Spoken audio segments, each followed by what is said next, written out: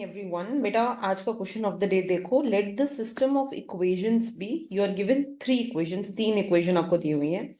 x plus alpha y plus z is equal to 1, 2x plus 4y plus z is equal to minus b, 3x plus y plus 2z is equal to b plus 2 has infinitely many solution, then value of 2a plus 8b is. अगर इसके infinitely many solution है तो हमें 2a plus 8b का value निकालना है. We have to find the value of 2a plus 8b.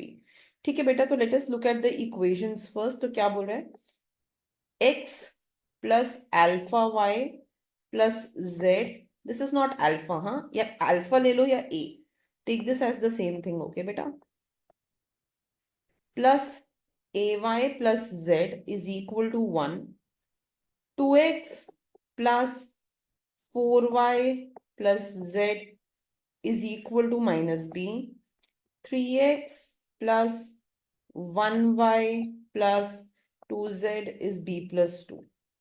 Beta, we know for infinitely many solution, the determinant of this matrix should be 0. So 1, a 1, 2, 4, 1, 3, 1, 2. इसका determinant निकाल लेते हैं. What will we get? Equal to 0.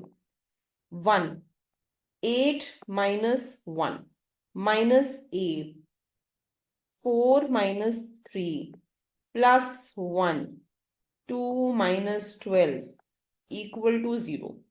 1, 7 minus a, 1 plus 1 minus 10 equal to 0.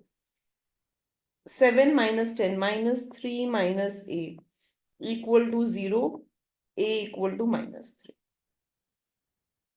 a equal to minus 3. ये हमारा part 1 हो गया. We have found the value of a.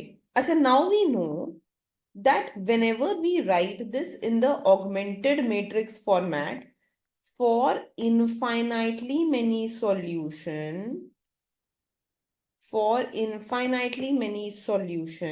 we know that अगर जो last row है, if it is of zeros, the right hand side should also be zeros. ये हमने पढ़ा है that if the last row is zeros, then the right hand side should also be zero. बेटा, तो 1 a की जगह पे I will plug the value minus 3, 1, 2, 4, 1, 3, 1, 2, and यहाँ पे आ जाएगा 1 minus b, b plus 2. Let us convert this matrix in the RREF format. Convert this matrix in the RREF format. तो बेटा R2 goes to R2 minus 2R1, R3 goes to R3 minus 3R1. तो क्या आ जाएगा? 1 minus 3 1 1, 2 minus 2 0, 4 minus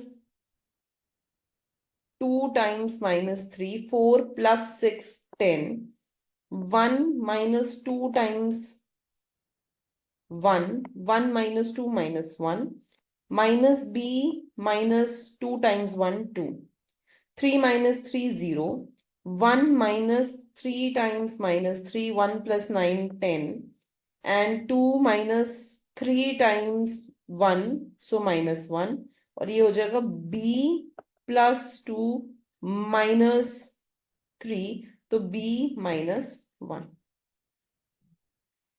clear बेटा? Clear? ठीक है, अब हम कर सकते हैं R3 goes to R3 minus R2. तो क्या मिल जाएगा? 1 minus 3 1, 0 10 minus 1 0 0 0 1, minus b minus 2, b minus 1 minus minus b minus 2, b minus 1 plus b plus 2, 2b minus plus 1, 2b plus 1. ठीक है बेटा, I want that this should be 0 because यहाँ पे zeros आ रहे हैं ना. So for infinitely many solution in the RREF format, if the left hand side is 0, you will need the right hand side to be 0. 2b plus 1, 0, b will be minus half. But what question is asking? What we have to find out? 2a plus 8b. 2a plus 8b. 2a plus 8b. Minus 6 minus 4 minus 10. So the correct answer to this question will be minus 10. It will be minus 10. Is this clear, beta? Okay, beta. Thank you. Read this question today. So what it is saying? I'm going to take only one question, but I want you to do this question thoroughly with me. It says there are 4 men and 5 women in group A. So group A has 4 men and 5 women. And 5 men and 4 women in group B. So group B has 5 men and 4 women. If 4 persons are selected from each group, so there are 9 people here and 9 people here, and I am selecting 4 from each group. The number of ways of selecting 4 men, and in total, I need 4 men and 4 women in this group. Am I clear? Now, there are different ways in which you can go ahead and make different permutations and combinations here, right? So what we can go ahead and do to begin with, we can take case 1, in which I am saying that from group A, I am going to go ahead and select all men. So I need 4 men. So from group A, I will select 4 men. And from group B, I will select all women. That means 4 women. Right? Now try to understand this thing. How many men are there in group A, beta? There are 4 men. I need 4 men. I need to select 4 men. So it can be done in 4 ways. How many women are there, beta, in group B? In group B, there are 4 women. And I need 4 women. So it can be done in 4 ways. So 4 is 1 into 1. That means this can be done in exactly 1 way. Now I take case 2. In case 2, I am saying I will go ahead and I will select 3 men from group A. So I will go ahead and I will select 3 men from group A. And that remaining 1 man, I will go ahead and I will take from group B. So 3 men from group A and 1 man from group B. So how many men are there in group A, beta? 4 men are there. So out of 4, I'm going to select 3. And how many men are there in group B, beta? There are 5 men in group B. So out of 5, I have selected 1. Right? Then what I'm going to go ahead and do, now I need 4 women also. So from group A, I am going to select 1 woman. And from group B, I'm going to select the remaining 3 women. Because the point is that in total, I just need 4 people from each group. So the moment I have selected 3 men from this group, I can only select 1 woman from this group. And the moment I have selected 1 man from this group, I can select 3 women from this group. So 1 woman from group A has 5 women. So out of 5, I need 1 woman. And 3 women from group B. Group B has 4 women. So out of 4, I need 3. So 4C3 means 4 factorial, 3 factorial, 1 factorial. 5C1 means 5 factorial, 1 factorial, 4 factorial. And this is going to be the same, right? So 5 factorial, 1 factorial, 4 factorial, 4 factorial, 3 factorial, 1 factorial. So when you will just solve this, this is 4 into 3 factorial. This is 5 into 4 factorial. This is 5 into 4 factorial. And this is 4 into 3 factorial. So you will get 4 into 5 into 5 into 4. So 20 into 20, that means 400. So you will be getting 400 here. You will be getting 400 here. Is this clear? Okay. The next thing that we can do is we can go ahead and we can select 2 from each group, right? So I can say, okay, I selected 2 men from group A, 2 men from group B, right? So how many men are there in group A? 4. How many men are there in group B? 5. So out of 4, I am selecting 2. Out of 5, I am selecting 2. And then I am saying that I will go ahead and I will select 2 women from each group. So 5 women here and 4 women here.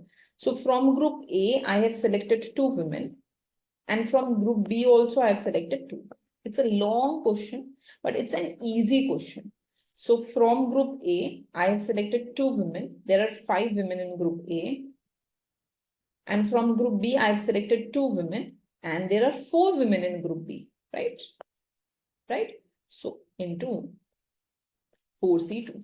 So 4 factorial, 2 factorial, 2 factorial, 5 factorial, 2 factorial, 3 factorial. And this is just repetition of this. So I will just multiply it with 2. It's just getting repeated. I mean, even if you don't want to do it, you can just rewrite this thing. 5 factorial, 2 factorial, 3 factorial, 4 factorial, 2 factorial, 2 factorial, right?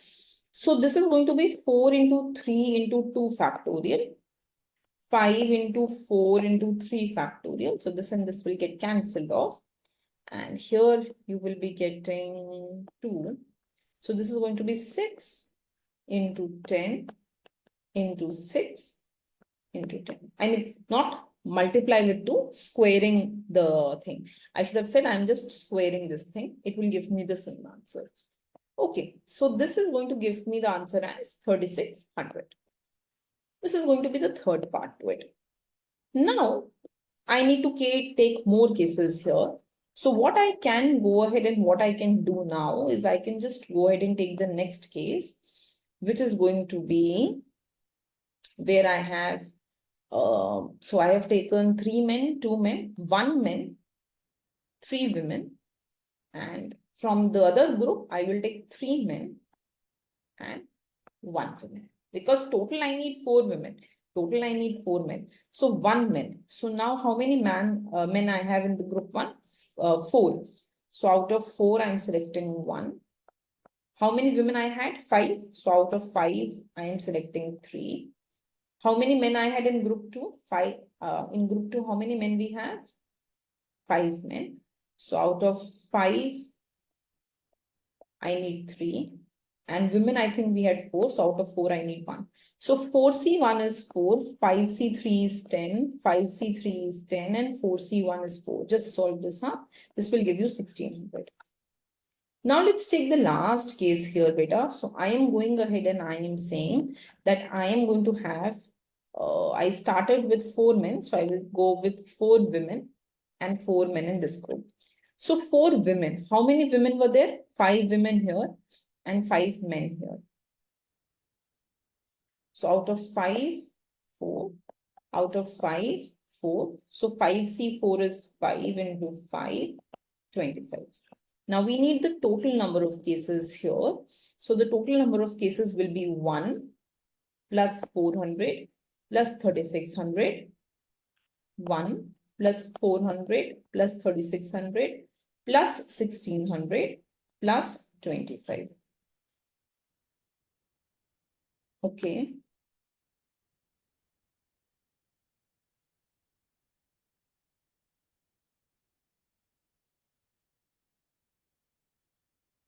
Just recheck, the answer should be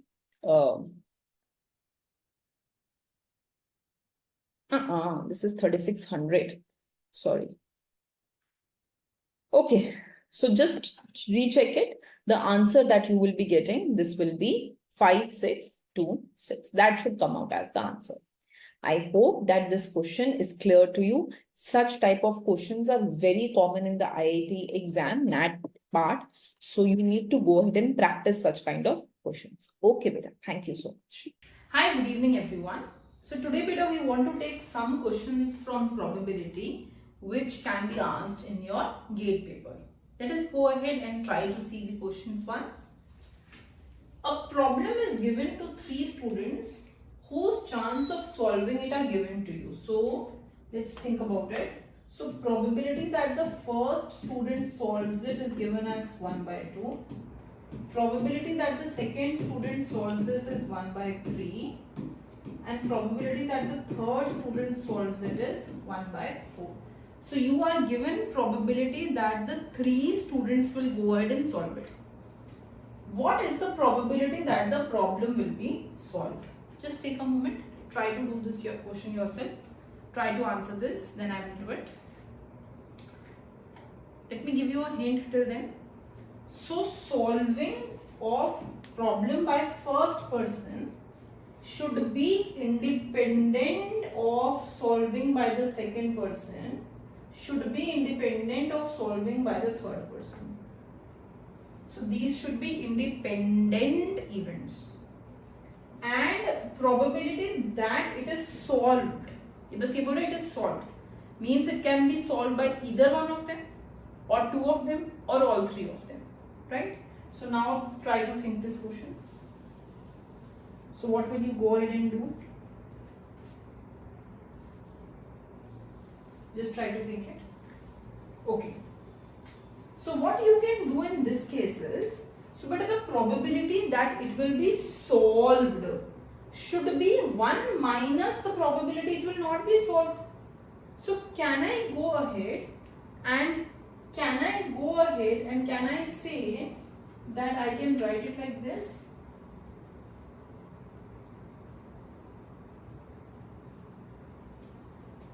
Right, beta?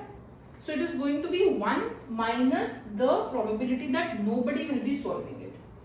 And nobody will be solving it will be what?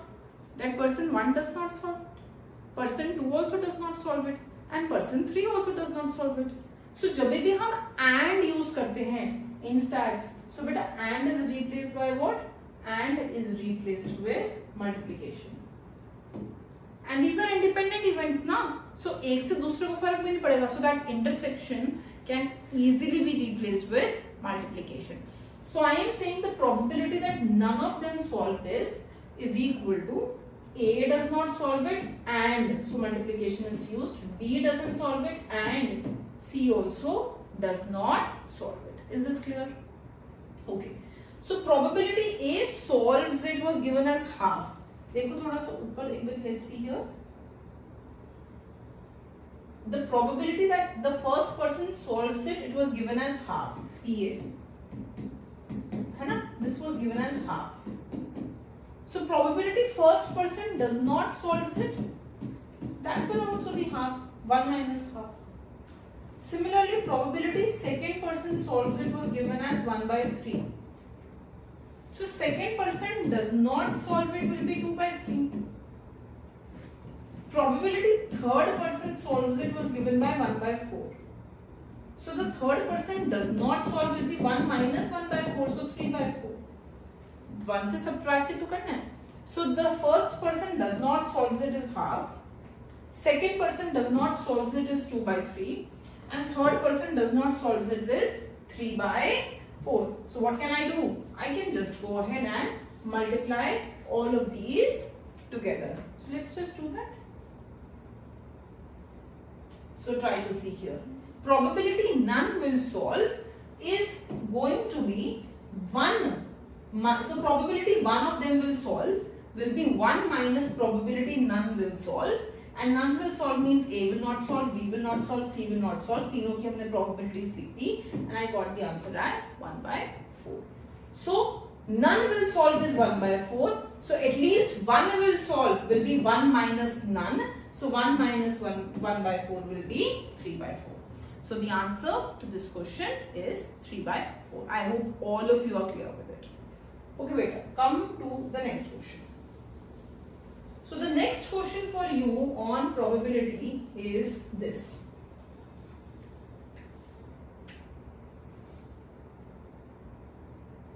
Okay.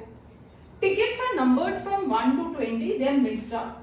What is the probability that ticket drawn is a multiple of 3 or 5? 3 का multiple भी चल जाएगा, 5 का multiple भी चल जाएगा और दोनों का हुआ तो भी चल जाएगा. So 3 or 5 means it can be a multiple of 3. It can be a multiple of 5 or both. Just try to solve this question better. Give me the answer, then I will try to solve this for you.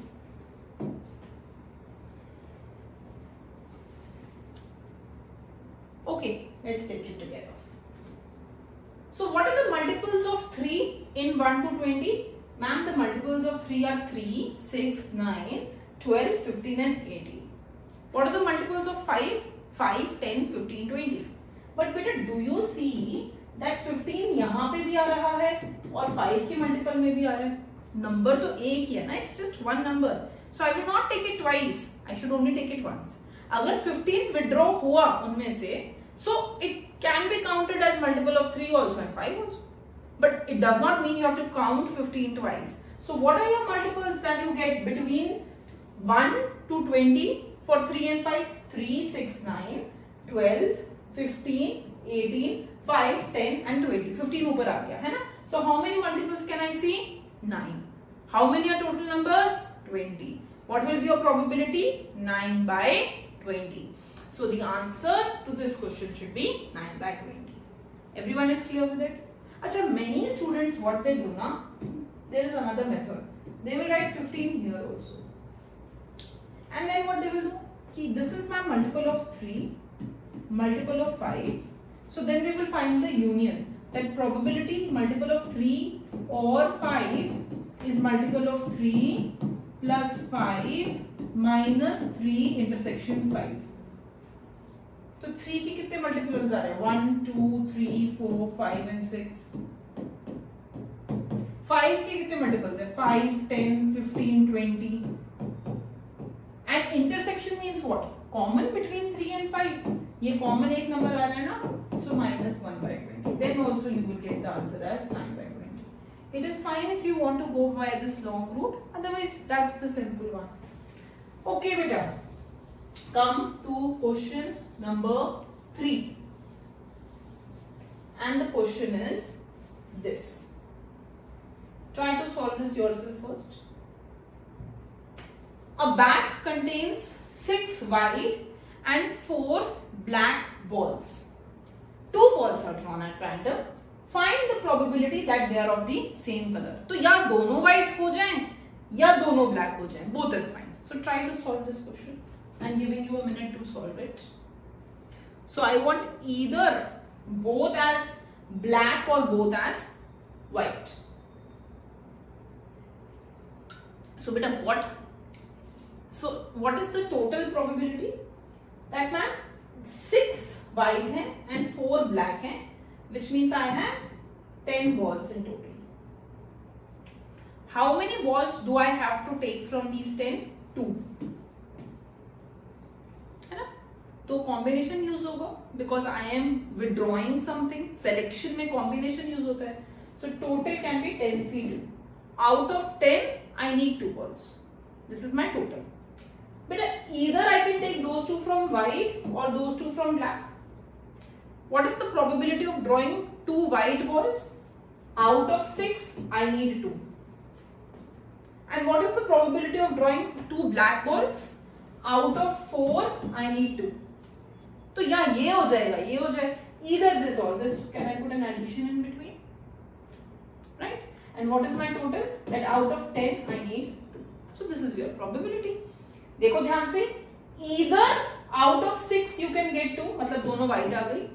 और के लिए हम and use करते हैं. Out of 4 I can get 2.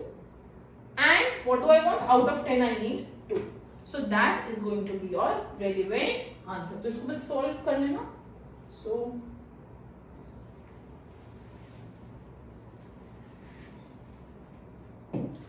okay beta. So if you just solve this, what will you get?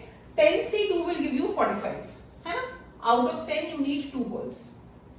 6C2 plus 4C2, when you solve this, you will get 21. So what will be your probability? 21 divided by 45, which is nothing but 7 by 15. So your answer is 7 by 15. Okay. Come to the next question. Try to solve this yourself first, huh? This is your question. 2 cards are drawn at random from a pack of 52 cards. What is the probability? Either both are black or both are queen. I am giving you a moment. Try to solve this. Try to do this question yourself. Okay. अब ध्यान से समझना है. See, there are 26 black cards. there are 4 queens, but there are 2 queens which are black. तो ये तो common हो गया ना. If I draw a black card, I am including the probability of those 2 queens. When I draw these queens, I am including the probability of those 2 blacks. So this is intersection. तो बेटा when it says either this or that, मतलब I need to find out probability A union B. So what would that be? It would be probability of A plus B minus A intersection B. So I need to go ahead and I need to subtract this A intersection B. That means ये दो की जो probability ना, these queens, that needs to be subtracted. Now let us try to see how we can solve this question. So I will take you through the question.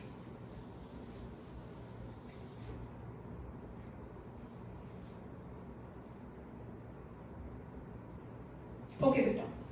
So if I take 2 black, कितने थे? 26. Again it's a selection. So 26 C2. Out of 26 I need 2 cards. 2 queens. Out of 4 I need 2. And I have already told you there are 2 cards which are black also and queen also. Intersection है, तो वो 2 minus करना होगा. So see this. There are 52 cards in total. Out of those 52 cards I am withdrawing 2 cards. So I understand that my total, the denominator, total outcomes will be 52 C2. So अब देखना शुरू करो. This is the probability of drawing a black card. 26 to C2. There are 26 black cards. I need 2. Divided by 52 C2. In total there are 52 cards. I need 2. Plus there are 4 queens. So 4 में से 2 चाहिए. 4 C2 divided by total which is 52 C2. Minus those 2 cards which are common. They are queen also and black also. So 2 by 52 C2. But just solve this mathematically. When you will solve this, I have done this here. When you will go ahead and you will solve this, you will get the answer as 55 by 221. So the answer to this question should be 55 by 221. Okay. Okay. Come to the next question. Last question. Okay. A bank has 4 white and 5 red and 6 blue balls. 3 balls are drawn at random. It says the probability that all of them are red is. So I am giving you a minute. Try to solve this question yourself.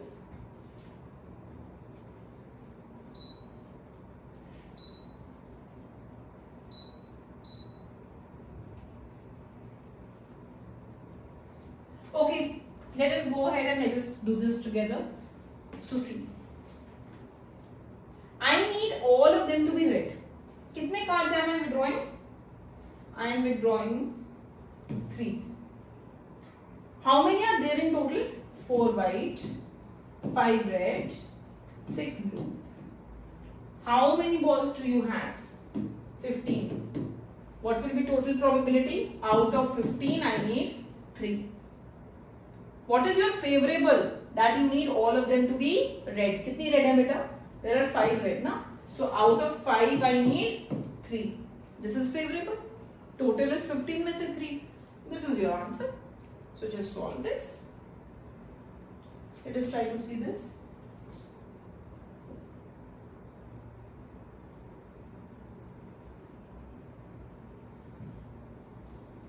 Okay, so just try to make sense out of it. So there are 15 balls out of which I need 3. So 15 से 3 को solve करोगे, you will get 455.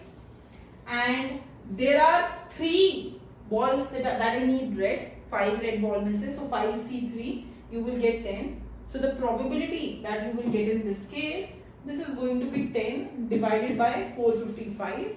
So your answer will be 2 by 91. That's the answer to this question.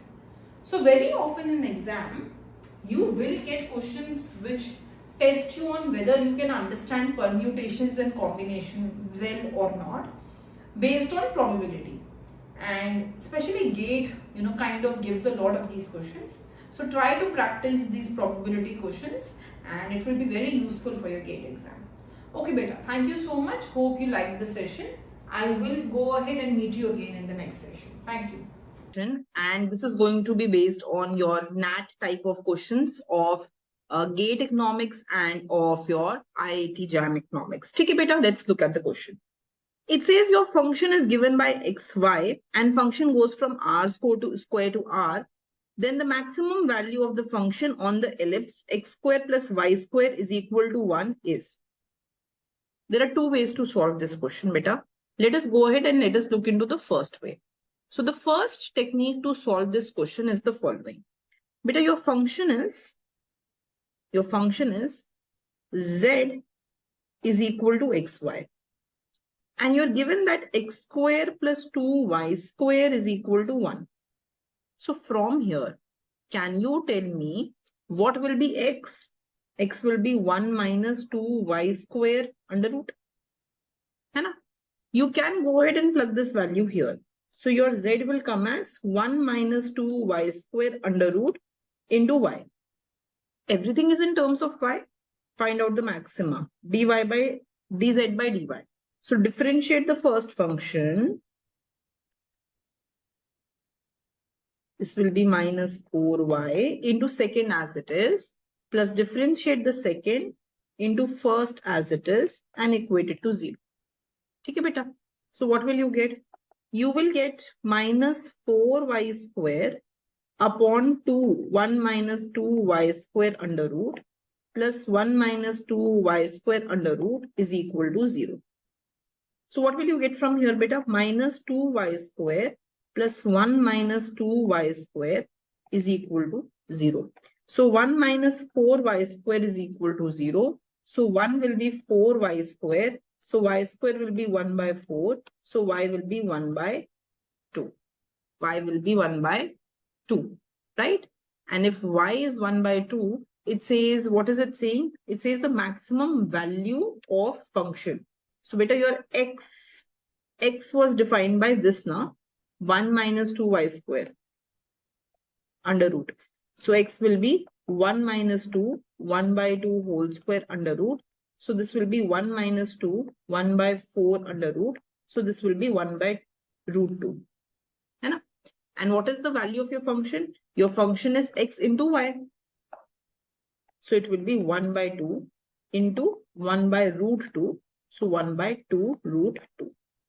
Better please check, make sure that you check that the second derivative is less than 0. Only then it is a maximum. Okay. There is another method to do such questions. So if you see, beta, you are given x square plus 2y square is equal to 1. This is your constraint that you are given. What you can do is you can write it like this.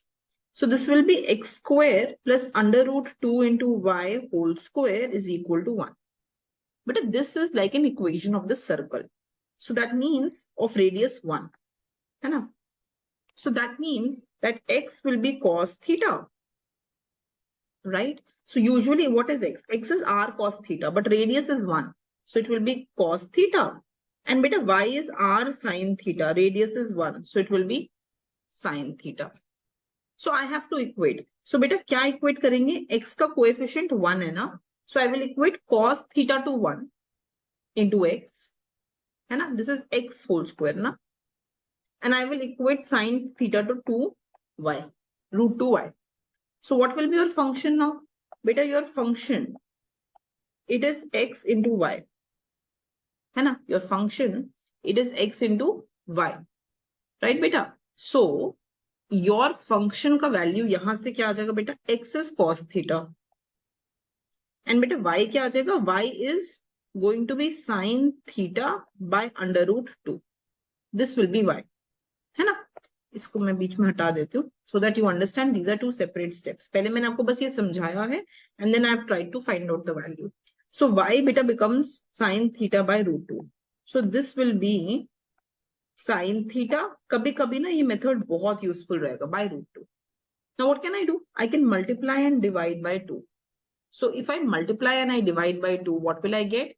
I will get 2 sin theta cos theta by 2 root 2. तो बच्चे ये हो जाएगा sin 2 theta by 2 root 2 and we know that this takes sine 2 theta takes the maximum value of,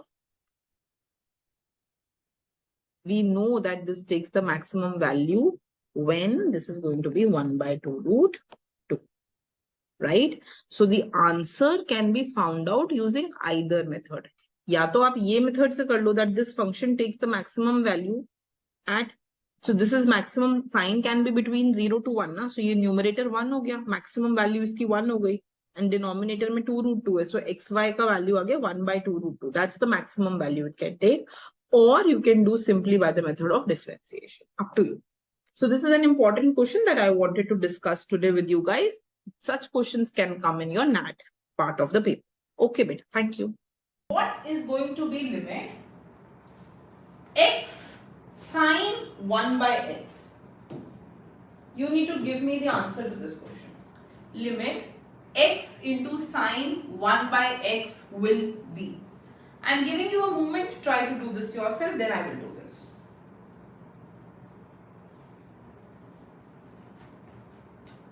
X sine 1 by x. I am waiting for your answer. Please remember that the rule that we have with sine is not with sine 1 by x, beta. It is with sine x.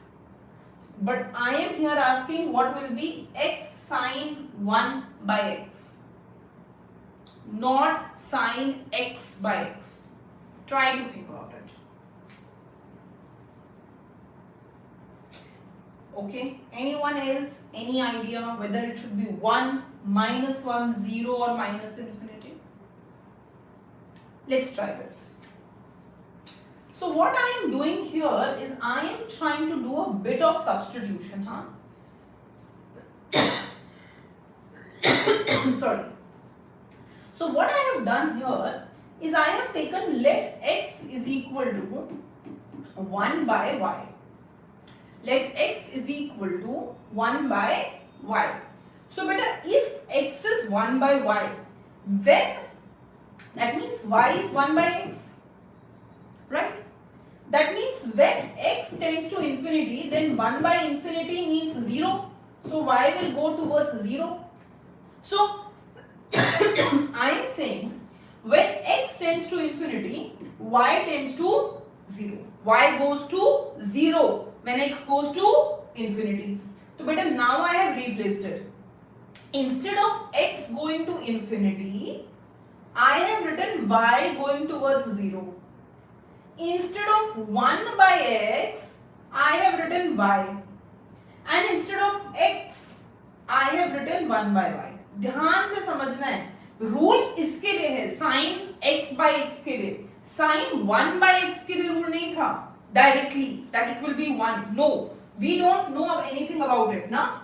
So what happened here? Beta, we know that limit x tends to 0 sin x by x, this is 1. But हमें question में दूसरी चीज पूछी गई है, x is going towards infinity, right? And I have 1 by x there, right? So I do a bit of manipulation. I say that okay, let y be 1 by x. So if x goes to infinity, then y will go to 1 by infinity, that means 0. So now I have been able to convert this, that when x goes to infinity, y must have been going to 0. And if y is 1 by x, x must have been 1 by y. So instead of x, I just go ahead and write 1 by y. And instead of 1 by x, I just write y. Now I have got this form, that y is going towards 0 and this is sin y by y. So this should simply be 1. So the correct answer to this is 1, that this goes towards 1. Is that clear? Everyone, are you able to understand this? Okay. Come to the next question. Again, try to solve this yourself and then I will do it. It's a pretty easy question.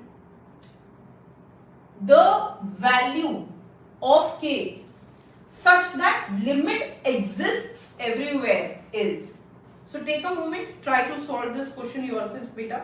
What should be the value of k such that the limit exists everywhere. Please try to do this. So when limit exists, just use the rule that the left hand side and the right hand side should be the same. Left hand limit and right hand limit should give you the same answer. I can only check my limit at 2. Try to do that. Tell me what the answer should be. Okay. So when I approach my function from anything less than 2, the function I am using is 2x plus 3. तो इसमें 2 डाल के देखते हैं what will come. So when I put, let me zoom this a bit. Okay, beta. So start. When I approach my function from anything less than 2, then my function that I have is 2x plus 3. So what happens when I go ahead and I put it from this side? Beta 2x plus 3. I am putting x as 2, so I will get 2 into 2 plus 3. So it will be 4 plus 3, that means 7. When I put 2 in this side of the function, because left hand and right hand have to be equal, what will I get? Instead of x, put 2 plus k. For the limit to exist, your values from left hand side and right hand side should be equal. That means if one is giving me 7, the other should also give me 7. So 2 plus k should be equal to 7. So k should be equal to 5. So the correct answer to this question is 5. That limit will exist only when the left hand side and the right hand side are equal to each other. The following statements regarding the effect of devaluation of Indian rupee. Beta devaluation क्या होता है? What is devaluation of the Indian rupee? When suppose if your currency is rupees 60 per dollar, and suppose the currency exchange rate now becomes rupees 65 per dollar.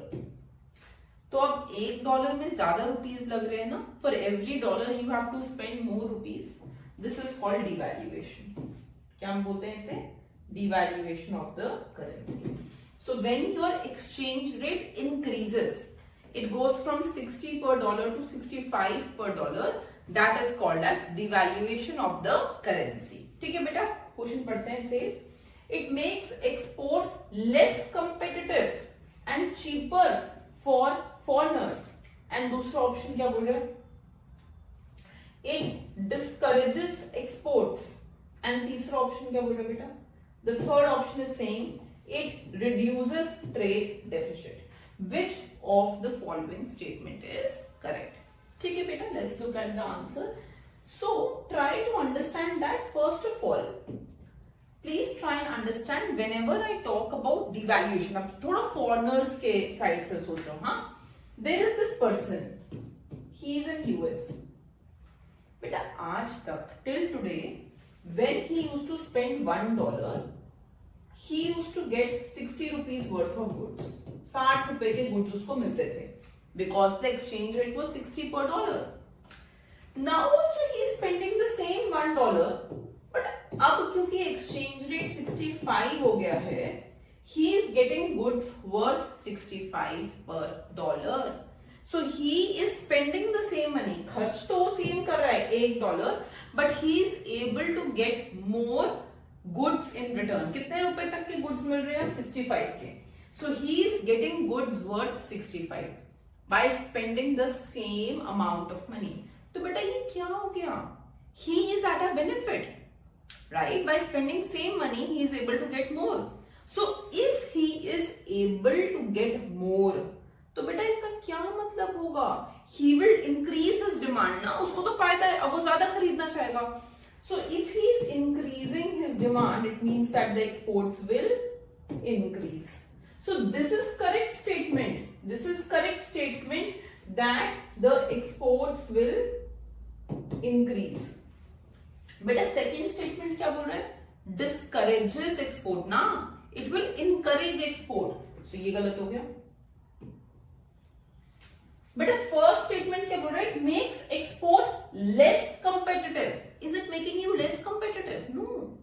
जब भी आप अपने product को cheaper करते हो, now Indian products are cheaper, right? Because same पैसा खर्च करके they are getting more of the products.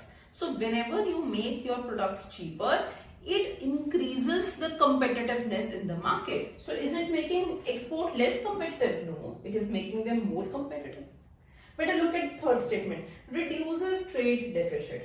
Ideally speaking, ये भी ठीक नहीं है.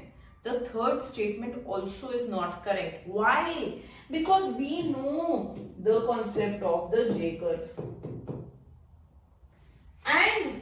And there is a phase when you devalue your currency, deficits will increase. कम होने की जगह deficit बढ़ जाएंगे, right? So here all of you should be aware of the Marshall-Lerner condition. And only if this Marshall-Lerner condition is satisfied, only then devaluation will lead to the benefit in the trade deficit. वो trade deficit को कम कब करेगा? Only if the condition is satisfied. So does it always reduce trade deficit? No.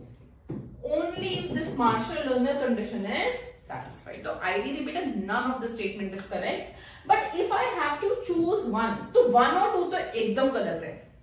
It does not, go ahead and decrease the export. Export तो हमेशा ही बढ़ाता है. तो 1 and 2 will be incorrect. So I can go with the third statement. But it is also partially correct. Trade deficit सिर्फ तब improve होते हैं if the Marshall-Lerner condition is satisfied. So what can we say? We can currently go ahead and say that, okay, fine, the third statement can be correct. But here also you have to ensure that you are on the right side of the J curve. Only then it will be done.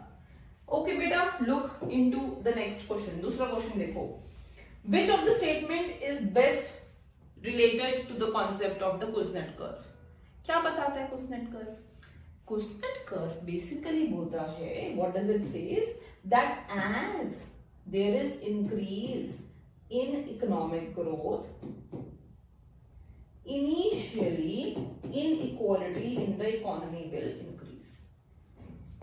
हाँ बेटा, मतलब जैसे जैसे as I will go from underdeveloped to developing, my inequality will increase. Then as I go towards developed, slowly the inequality will also decrease. तो जब आप अपना path of development start करते हो, when you just start developing, then as you move towards development, what will happen? The inequality in the economy will increase, and that itself is called as the CUET curve.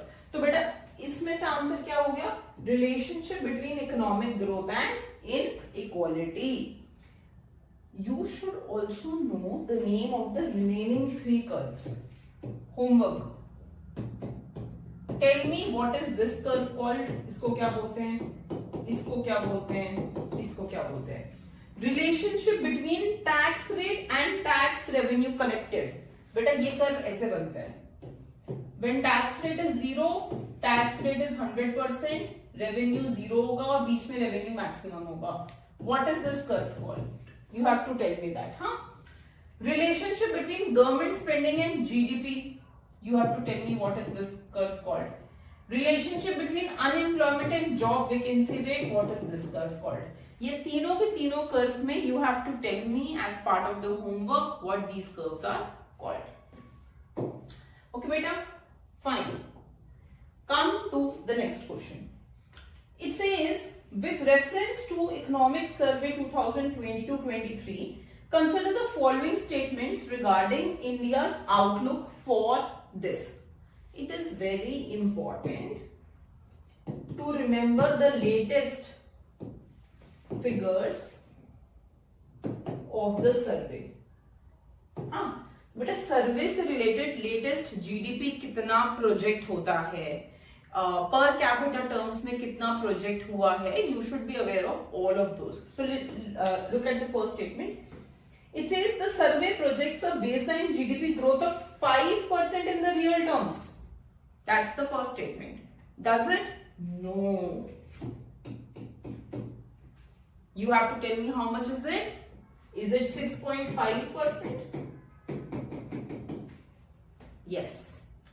The survey projects at least 6.5% in real terms. तो ये गलत हो गई statement बेटा. Look at the second one.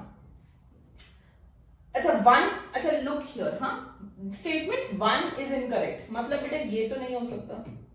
Option A नहीं हो सकता. ठीक है? So now the actual outcome for real GDP growth will probably lie in the range of 6% to 6.8% depending on the trajectory of economic and political developments globally. Very important statement. थोड़ा सा समझते हैं इसको. Number is important but थोड़ा सा और देखना है इसमें हमें. What should we see बेटा? See, I cannot go ahead and say directly कि ये एक नंबर ले लो और मैं exactly इतना ग्रो करूंगी. This is what I want to grow. You can give a trajectory. Trajectory means path of growth, path of development. But this trajectory will be affected by a lot of things. Political. अब जैसे for example, there is a war going on, है ना? तो कहीं पे भी world में कुछ भी हो, anything happens in the world, whether COVID is spreading, whether there is a war, whether there is anything else that happens, we are in a global world. One thing leads to another. ये सब चीजें interlinked है. Right? So basically what we are saying that you will always be affected by economic and political developments. Wherever globally कुछ भी होता है, your economy will be affected. And since your economy will be affected, I cannot give you one number. एक number नहीं दे सकते. I can give you a range. That look, somewhere in this range will be my trajectory, will be my growth. So what I give you is called a band. ऐसा कोई एक band होगा. That between this to this, इसके कहीं बीच में your growth is going to go ahead and lie. Right, beta? Okay. So let's look into it. Statement 2 of course is correct because I have given you the exact number. So it says that there is 6.5% in the real terms. And the range is between 6 to 6.8% depending on the trajectory. But try and understand कि हम क्यों एक band देते हैं for the growth numbers and we don't give an exact number. Okay? Fine, better. Let us go ahead and take the next question. Read it out. With reference to economic survey, consider the following statements with regard to tax buoyancy. Let's read the statement. Tax buoyancy defines the relationship between changes in government tax revenue growth and changes in GDP. तो क्या बोल रहा है tax buoyancy की definition में ये? It says tax buoyancy can be defined as change in the tax revenue when there is change in the GDP of the economy. A higher tax buoyancy reflects increased efficiency of tax system. Goods and service tax collection is showing higher tax buoyancy than the preset GST system. Let us try to understand these things. But let me explain you by taking two things into consideration. First, GDP versus tax collected. Second, tax base increments. दो चीजें हैं जो हमें public eco में समझनी होती हैं. First of all, as the GDP of my economy is increasing, मतलब there is more economic activity that is taking place. If I have set the right tax base, if I am putting tax on the right things, जैसे अगर मैंने income पे tax लगा दिया तो जैसे जैसे लोगों की इनकम बढ़ेगी मेरा टैक्स बढ़ता जाएगा. बट अगर मैंने टैक्स एक XYZ कमोडिटी पे लगाया and as the income of people is increasing, they are not increasing consumption of the commodity, तो मेरा टैक्स नहीं बढ़ेगा. Are you understanding? So tax base helps me understand किस चीज पे मैं टैक्स लगा रही हूं, what is that thing on which I am putting the tax. And if I am putting tax on that things which grow as GDP grows, जैसे income of people will grow as GDP grows, it means that my tax will also grow. And tax buoyancy is telling me कि GDP की growth के साथ साथ government का revenue कितना बढ़ेगा, how much will be increase in taxes when GDP of my economy will increase. So this statement is correct.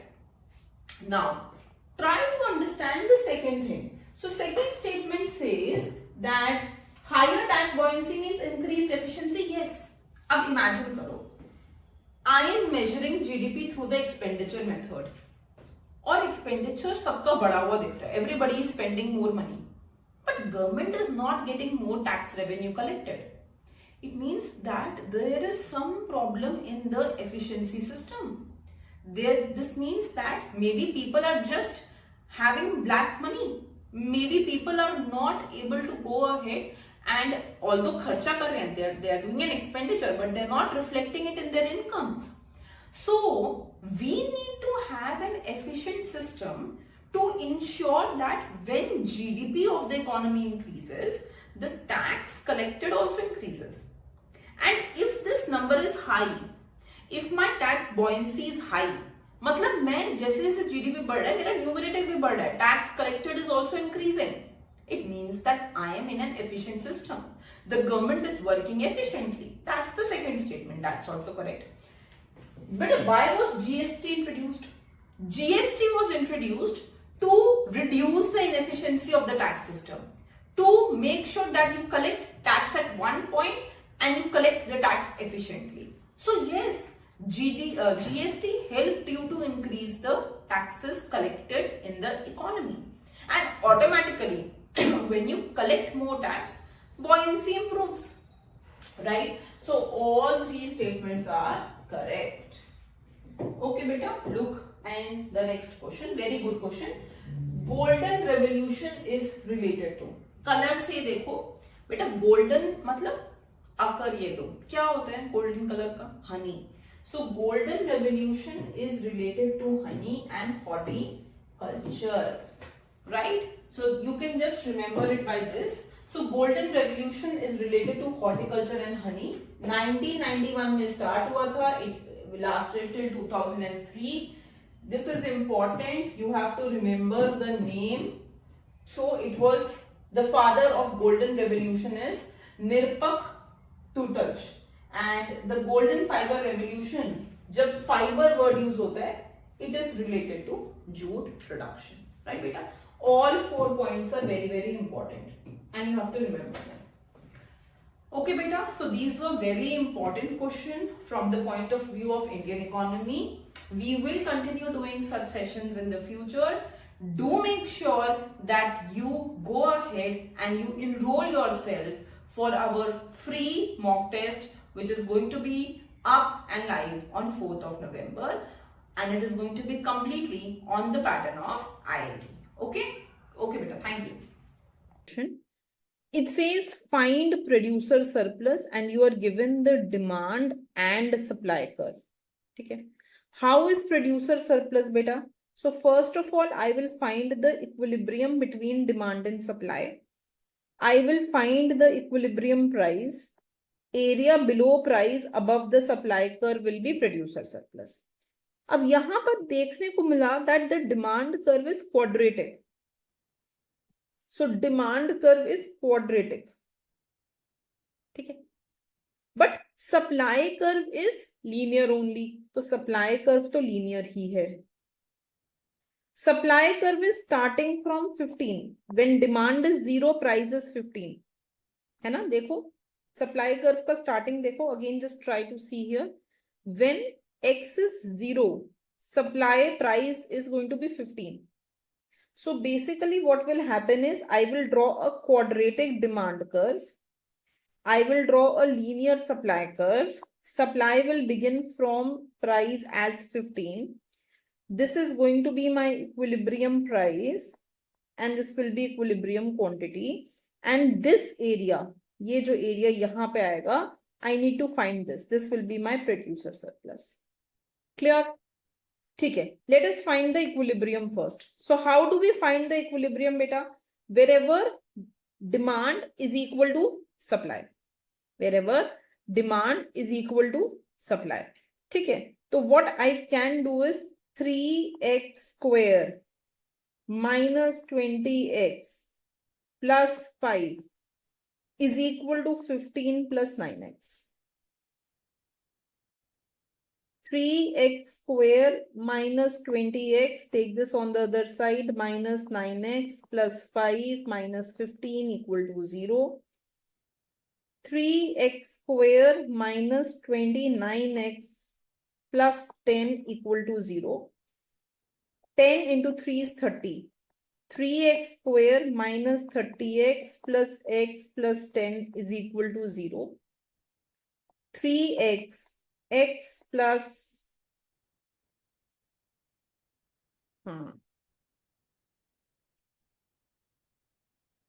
we need to make some other factors. देखो यहाँ पे, this is minus 29.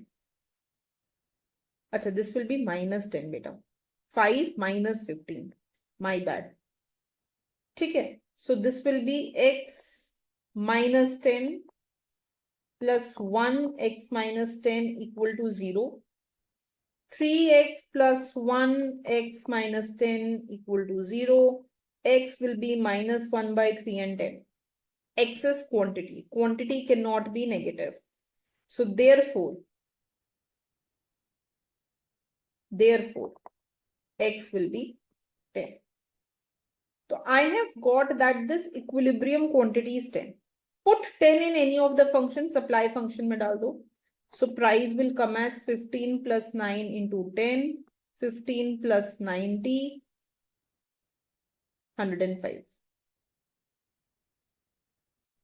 अब क्या निकालना है? Producer surplus. We can find this. यही तो area है. So half into base into height. Half into base. Base is 10 बेटा. Height is 105 minus 15. Right? So what will you go ahead and what will you get? Half into 10 into 90, 450. क्या हो जाएगा producer surplus? What will be your producer surplus? It will B 450. Producer surplus will be 450. Clear? That's the answer to this. Go ahead, try the first question. Tell me what the answer should be.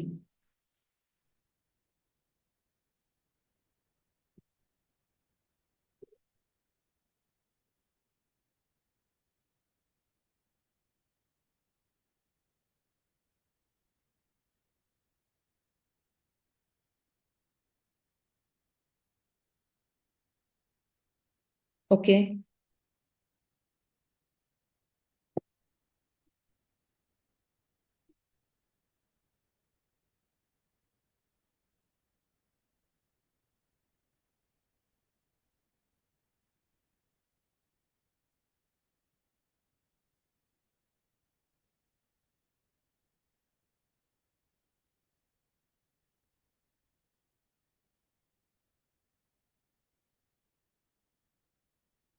That's right. All of you are correct. Whenever you go ahead and whenever you interchange the row or column, for every one time that you go ahead and interchange them, you need to multiply it by -1. You need to multiply the determinant by -1, right? So it is interchanging the first and last column of A, which means there is only one time that you are interchanging it.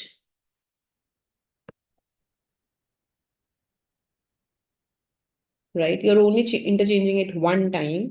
So yes, the answer will go ahead and become B. That would be the correct answer to this question. All of you are correct. Yes. Go ahead. Give the next question a try.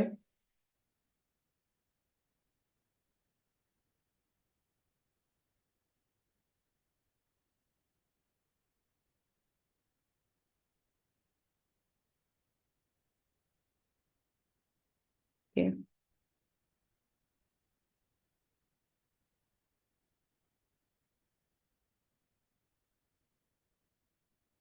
So yes, so what you can do in such sequence question, that is correct. So minus 1 to the power n, 1 plus 1 by n. You can go ahead and you can take two parts to it. One, you can, whenever you see this, na, whenever you see minus 1 to the power n, you will take two parts to it. One, when n is odd, and second, when n is even. So if n is odd, so in that case, minus 1 to the power n will become minus 1, because minus 1 is getting multiplied odd number of times. And when n is even, then minus 1 to the power n will become 1, because n is odd. So power is even, right? So minus 1 is getting multiplied even number of times, like minus 1 to the power 2 or minus 1 to the power 4 and so on. So what happens is that you can go ahead and you can rewrite this function. For odd, it will become minus 1, 1 plus 1 by n. And for even, it will become 1, 1 plus 1 by n. Right? Now to check the limit points, what you can do is you can plug n as infinity.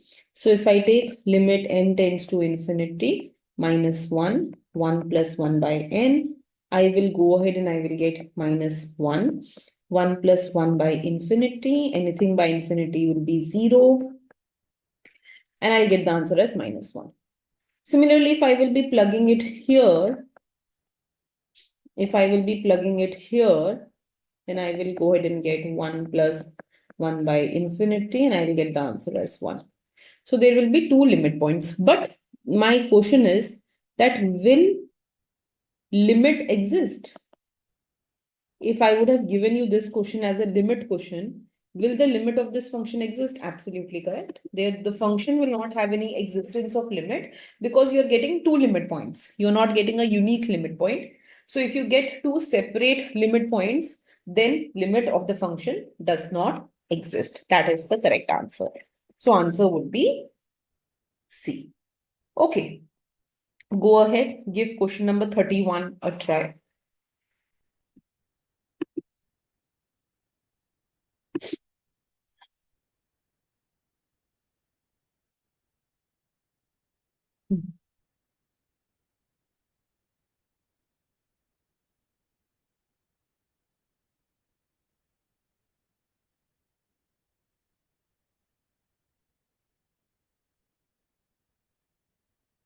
Now, the first two questions can be considered as a 1-mark question.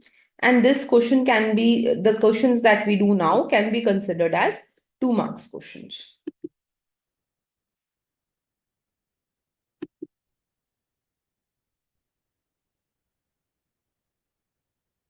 Okay, that is, so let's see here. So you have a function fx, and the function fx is given to you as x cube minus 3x plus b. Find the number of points in closed interval at which fx is equal to 0. So, which we know, therefore, that first we should be going ahead and checking whether this is an increasing or a decreasing function. So, if I find out f dash x, I will get this as 3x square minus 3, which will be 3x square minus 1, right? And the interval that I am given is that x belongs to minus 1 to 1. It belongs between minus 1 to 1. So if it belongs between minus 1 to 1, you will put anything here. You know, if x belongs between minus 1 to 1, including these values. So if I square this, then this will belong between 0 to 1. Right? And in that case, if I do x square minus 1, this will be strictly less than 0. It will be negative, right? So this value will be negative. So which means f dash x, if I talk about this function, this will be less than equal to 0. It means that it will be a decreasing function, right? It will be a decreasing function. Now we know that whenever we have increasing or decreasing function, so an increasing or a decreasing function can cut the x-axis at most one time. या तो एक बार भी नहीं करेगा. If my increasing function is like this, it is not cutting x-axis ever. Or if my increasing function is like this, it will cut the x-axis once. Right? These are the only two things that can happen. Similarly, if it is a decreasing function, either it will cut x-axis at 1 or it will never cut the x-axis like this. So whenever you have increasing or decreasing function, maximum it can go ahead and cut the x-axis. At most it can cut the x-axis at once. At most. It will not do it more than one. It can maximum go ahead and maximum cut the x-axis as once. This is the first thing that you have to go ahead and you have to remember. Okay. Now, will it? So at most once means either once or 0. Now, are we sure what it will be going ahead and doing in this case? Will it cut exactly once or not? No, we are not sure about that.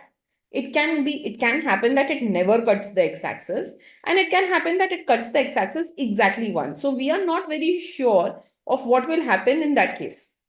Now, what you can also go ahead and do is, suppose there was some value of b given to you. अगर यहाँ पे b दिया होता, then you would have evaluated the function, that what happens when x is -1.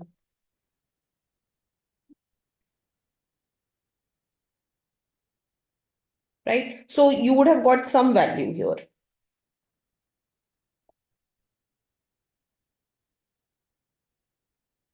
And when x is 1.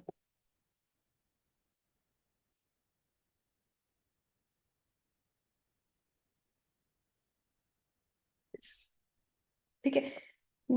For now, I don't know what will happen, right? But if some b would have been given to me, I would have commented further. Just supposedly, let's assume that b would have been, supposedly, b would have been 1. So this would have become 3. And this would have become -2 plus 1. That means it would have become -1. So then I would have known that, okay, when x is taking the value -1, my function takes the value 3. And when x takes the value 1, my function takes the value -1. And I know it's a decreasing, strictly decreasing function. So I know it will cut exactly once. Because I'm certain now. I know the value. But currently I don't know what b is. Supposedly, what if b is, say, 5? B is 5. So what will happen now? This is 5 here. And now this is 5 here. So this would have become 8. And this would have gone ahead and become 3. Right? So now I know that here the function value is 8. And here it is 3. Which means my function is only till here. Because it is only defined between -1 to 1. Then it is not cutting the x-axis at all. So it will be dependent on the value of b, which we don't know. So maximum that I can go ahead and say is that, okay, it will cut at most once, but will it exactly cut or not once? That will depend on what value of b we have, right? So yes, most of you have gone ahead and answered it correctly. The correct answer to this question will be, in fact, B. Okay, let's go on to the next question. Do this one.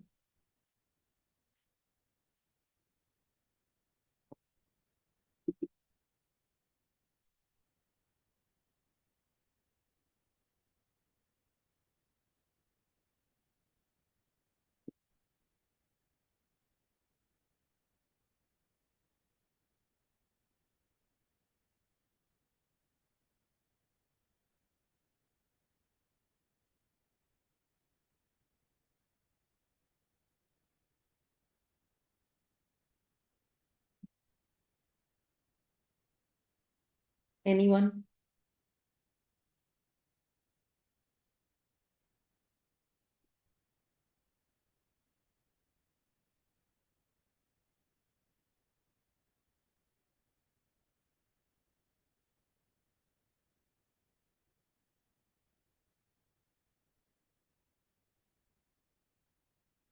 Yes, that is the correct answer, of course. Absolutely. The correct answer will be A. Definitely, this is a false statement, right? So if you find out, if you look at the denominator should not be 2h. That is incorrect, right? You look here, the denominator is always the gap between these two. So denominator is h, right? Denominator should not be 2h here, right? So definitely all of you are correct. The answer will be A. That is the correct answer. Okay. Do question number 33.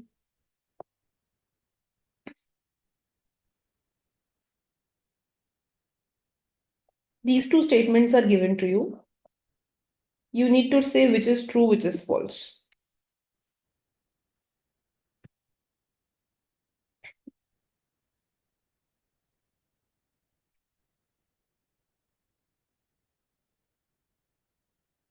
We'll take maximum likelihood in the next class, okay?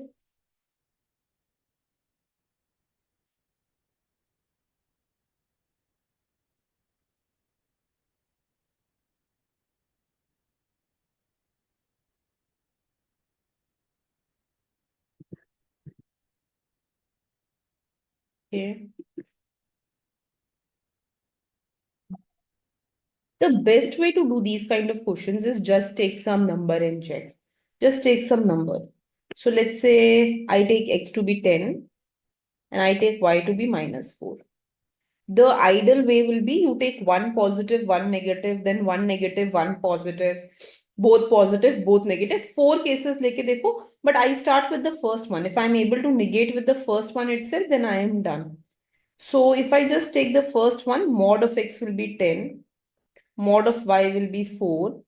It should be less than equal to 10 minus -4 in mod. So 6 is less than equal to 14. This is true, right? Take the next one. So mod of x is 10, mod of y is 4. I take a this and this is equal to 10 minus -4. So 6 equal to 14. This is false. So statement 2 is definitely coming out to be false, right? Statement 2 is coming out to be false. Statement 1 is coming out to be true using this example. Now you can just alter the example. Take x to be -4, y to be 10 and just take statement 1 क्योंकि 2 को तो हम पहले ही false declare कर चुके हैं with one example. So you just have to check statement 1 again. So -1 का mod will be 4 and y का mod will be 10 less than equal to -4 minus 10 mod. So -6 less than equal to 14, which is also coming out to be true, right? You can also check with x equal to 4, y equal to 10 and x equal to -4, y equal to -10. You will find that in all cases, it will come out to be true only. So answer will be A. Answer will be A, that statement A is true and statement B is false. So yes, all of you have answered that correctly. Okay, come to question number 38. Try to do this one.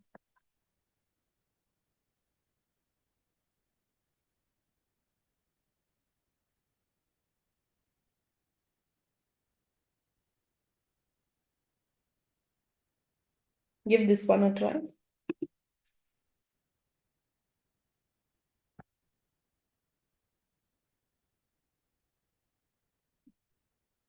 There is a function given to you from R to R and A is less than B. F of A is 0.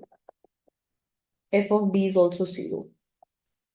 D square fx plus D fx minus 1 is given to be 0. Now you have to go ahead and tell what of the following is true.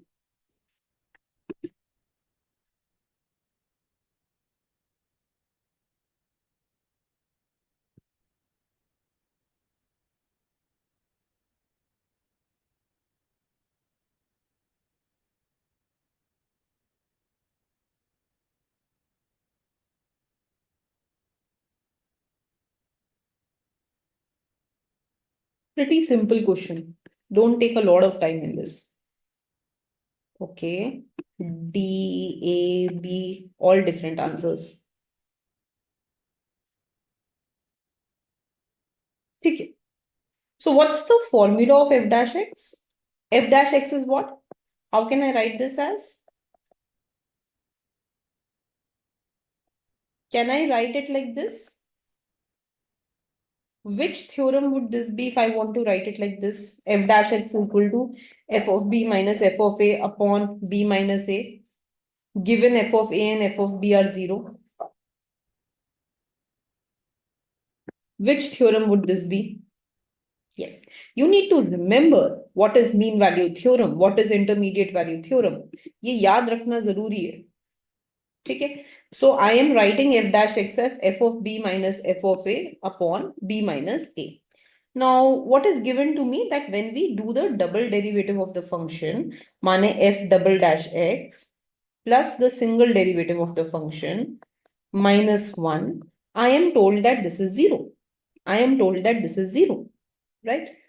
Now, please understand that using this theorem, I anyways know that when f of a and f of b are equal to 0, f dash x will be equal to 0. So instead of f dash x, I can plug in 0. So I will get f double dash x plus 0 minus 1 is equal to 0. So I'll get f double dash x is equal to 1. Now, when I get f double dash x as 1, it means that the double derivative is coming out to be positive. It's not a very difficult question. Double derivative is coming out to be positive. If double derivative is positive, it is the condition for minima. It is a condition for minima. So it means that this function has a minima, right? This function has a minima. So what should be the answer to this question? B. Answer will be B. How was f dash x 0? Because of usage of the theorem that when f of a and f of b are both equal to 0, then f dash x can be written as f of b minus f of a upon b minus a, which is equal to 0.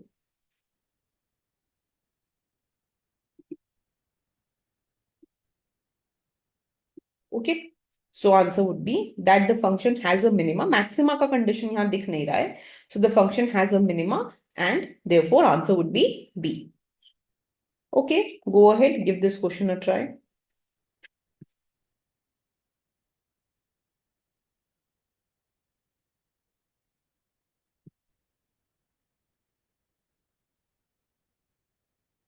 Consider a function as described in the previous question. So question is using the same function. I hope you have written that function down. Then, which of the following condition is true? You need to tell which condition is true. Very simple. Yes. How about others?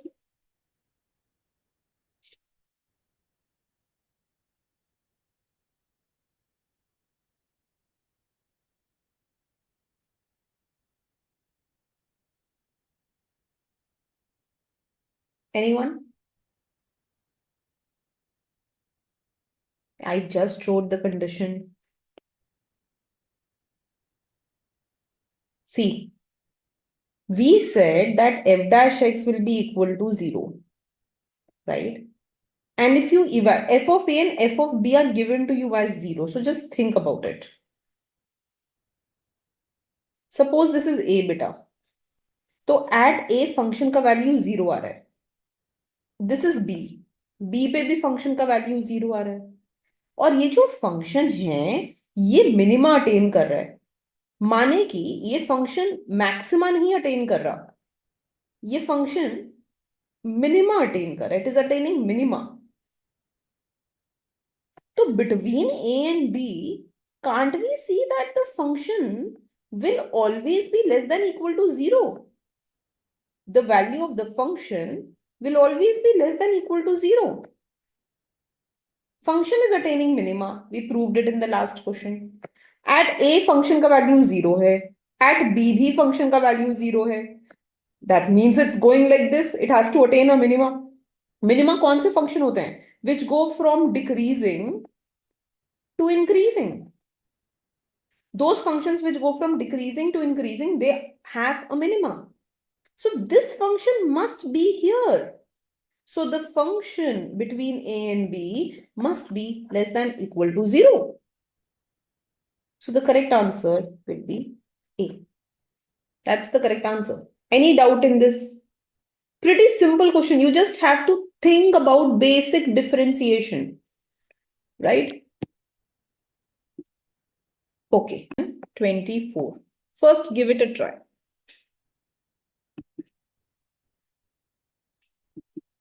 Okay.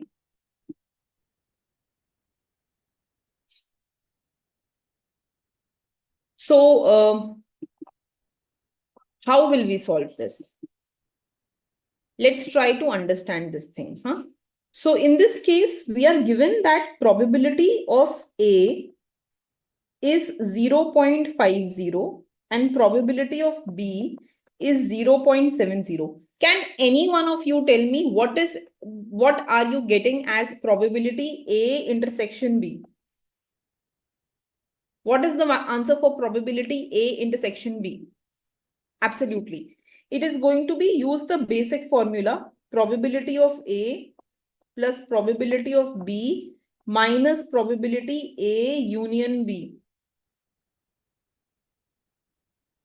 So probability of A is 0.50 plus 0.70 minus 0.85. This is going to be 1.20 minus 0.85. This is going to be 0.35. Also, did any one of you check the other options? You need to check them. It can be an MSQ question, right? So this is probability A intersection B from this formula. This formula is always valid. ये हमेशा ठीक होगा formula. Always valid. And from this formula, you are getting this to be 0.35.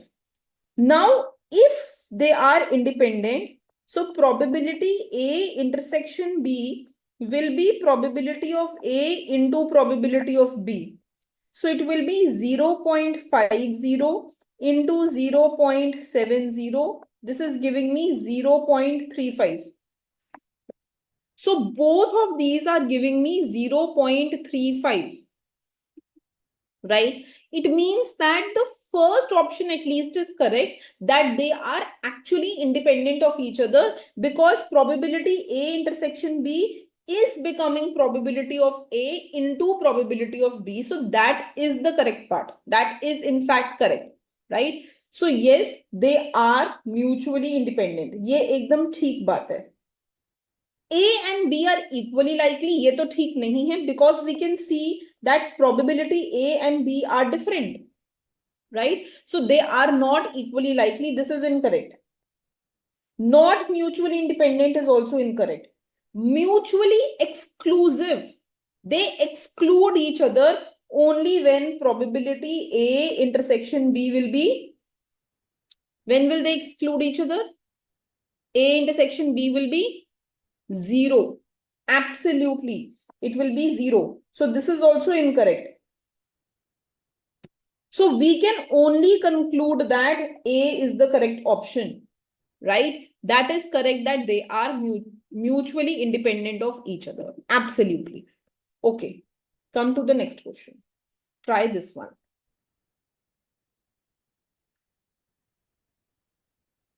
A discrete random variable x. अब बहुत important है ये चीज, हाँ? So this is how you will be tricked in exam. बहुत ध्यान से देखना है. Till now, we have learned that uniform distribution is always for continuous random variable. Uniform distribution always stands for continuous random variable. But here in this question, we are given that x is rather a discrete random variable. So discrete में uniform का क्या मतलब निकल सकता है? What can it mean? First tell me that. What does it mean to be uniformly distributed, but in a discrete random variable? Anyone? Random guess, अगर ये exam में आए, what do you think? What will it mean? Absolutely, equal probability. उससे ज्यादा मैं कुछ मान ही नहीं सकती हूँ. Uniform means equal. Uniform distribution in continuous variable meant that each one of them had the same constant probability k, which we had found as 1 upon b minus a. यही तो निकाला था. So when it is a uniform distribution, but it is a discrete variable, इसका simple meaning है that each x will have equal probability. Each x has equal probability. So कितना x is it? This. So each one of them will have the same probability. So there are 6 x's. 1/6 probability to each one of them. Now try to solve this question. Now try solving it. Give it a try.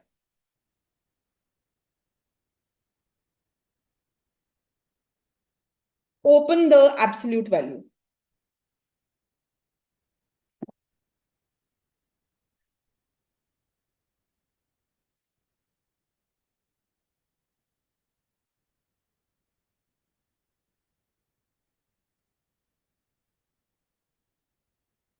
Think.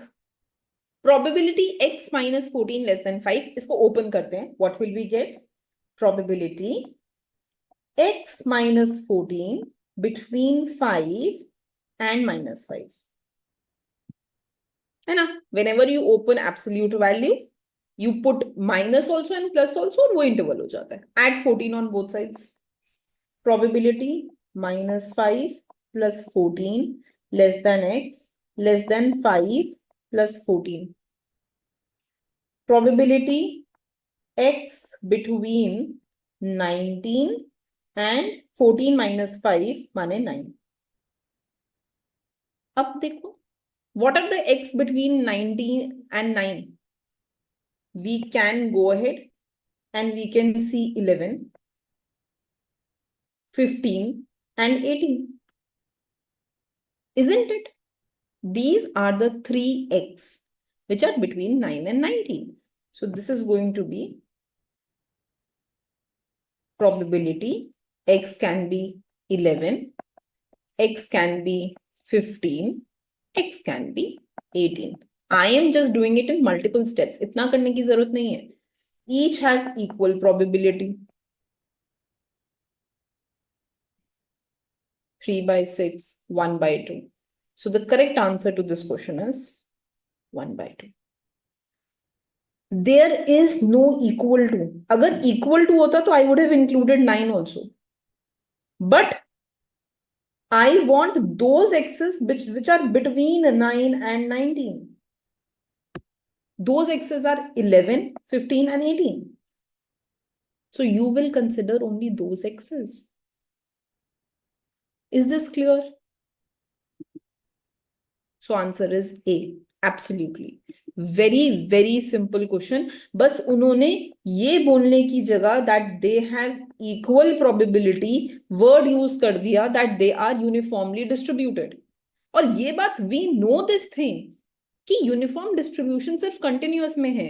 Discrete में uniform का मतलब सिर्फ एक ही चीज हो सकता है that they have equal probabilities.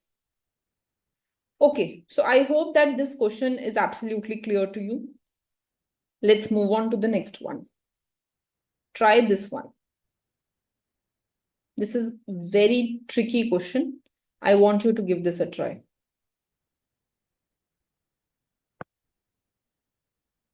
This is GATE 2024 question. Give it a try.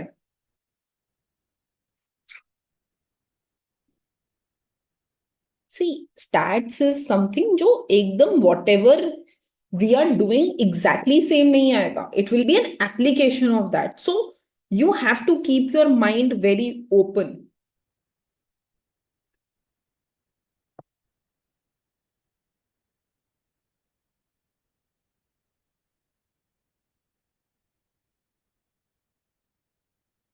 Can you tell me, first of all, what is the expected value of x? It is x, fx, dx integrated in the interval wherever x is defined. ये होता है expected value of x usually. इधर इन्होंने they have tricked you. What they are saying, you have to find the expected value of x. But in the term given is in the conditional form. तो ये वाला जो probability है यहां पे, इसकी जगह पे पहले मुझे ये चीज निकालना पड़ेगा, probability x given y equal to half. Instead of this probability, I will have to replace it with this probability. That's the first thing. जिस भी चीज का एक्सपेक्टेड वैल्यू निकालना होता है, you will go ahead and you will plug that probability ना. तो यहां पे I need to find the expected value of x given y equal to half, not x. तो आई नीड टू फर्स्ट, ये वाला जो probability, I need to find probability of x given y equal to half. Can you find this for me quickly? Just give it a try. Find this probability.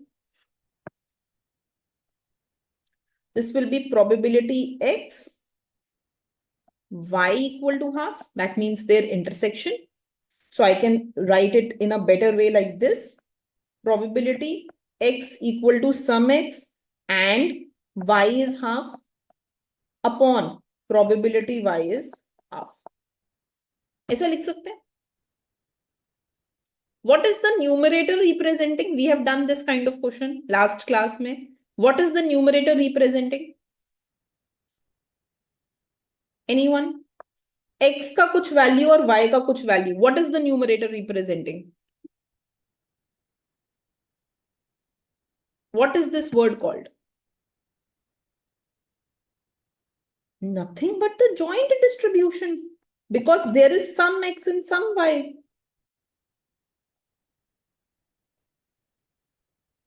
Right? And what is the joint? Because I am taking some value of x and some value of y. So joint distribution.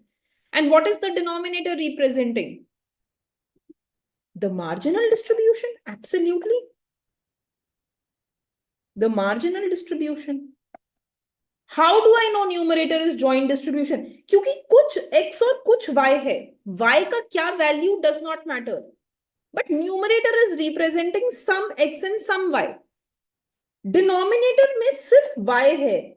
It means this is marginal distribution. It means x के लिए, or for all values of x, I have integrated it. This is the marginal distribution of y. Marginal distribution of y. So try to understand. Okay. Now if I ask you, find the numerator for me. Find the joint distribution for me. So joint distribution to already I am given here. What is the joint distribution given to me? So my joint distribution f of xy, this is given to me as 2 by 3 x plus 2y. Now I want to find this distribution for all some value of x, but I want to keep y at half. So this will be 2 by 3 x plus, instead of y, I will replace half and I will get 2 by 3 x plus 1. This is my joint distribution where I have kept y at half. Can you find marginal for me quickly? Marginal distribution of y.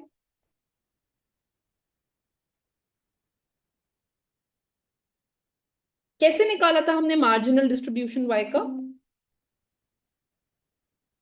To find the marginal distribution of y, you were integrating for all possible values of x, right? And here x is between 0 and 1. So if I go ahead and I find the marginal distribution of y, what will I get? I will get integrate 2 by 3 x plus 2y. For all possible values of x is between 0 and 1. Just integrate it. What will you get? 2 by 3 x square by 2 plus 2xy between 0 and 1. Right? Put the values, get the answer. What will happen? 2 by 3, 1 by 2 plus 2y. This will be 1 by 3 plus 4 by 3y.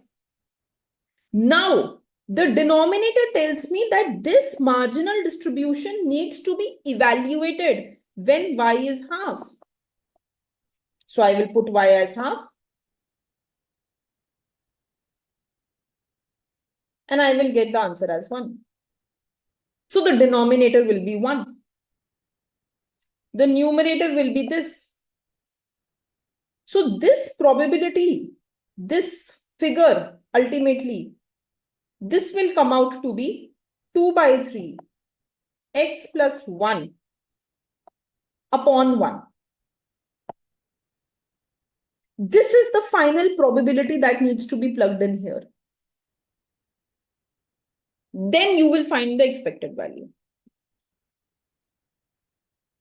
Should I repeat this question?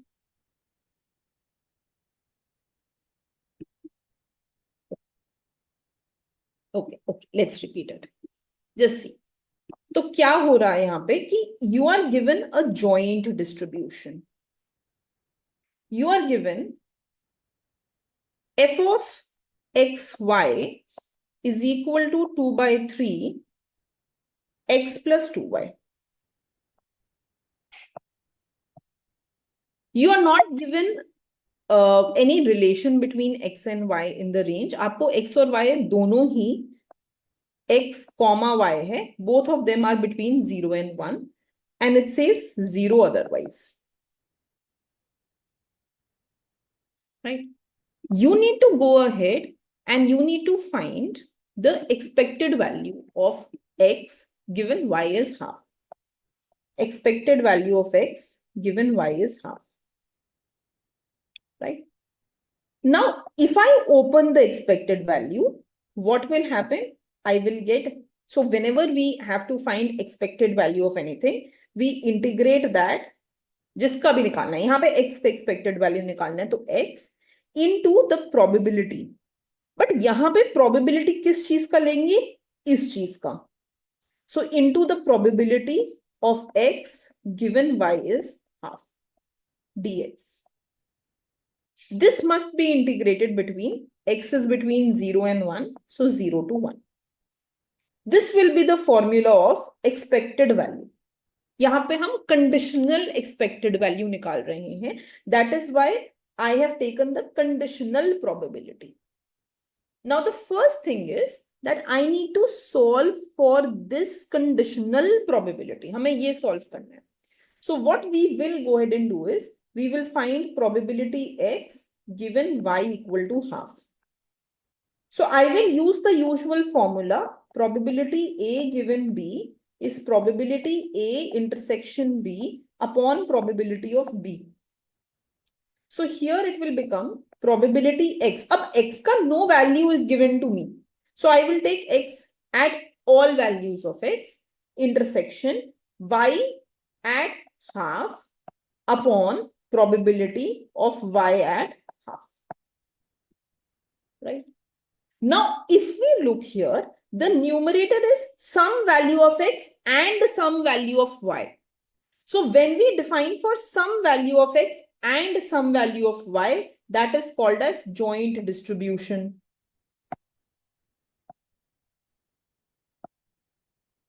The denominator is only for y. यहाँ पे denominator में there is no x. माने this is marginal distribution of y. It is independent of x.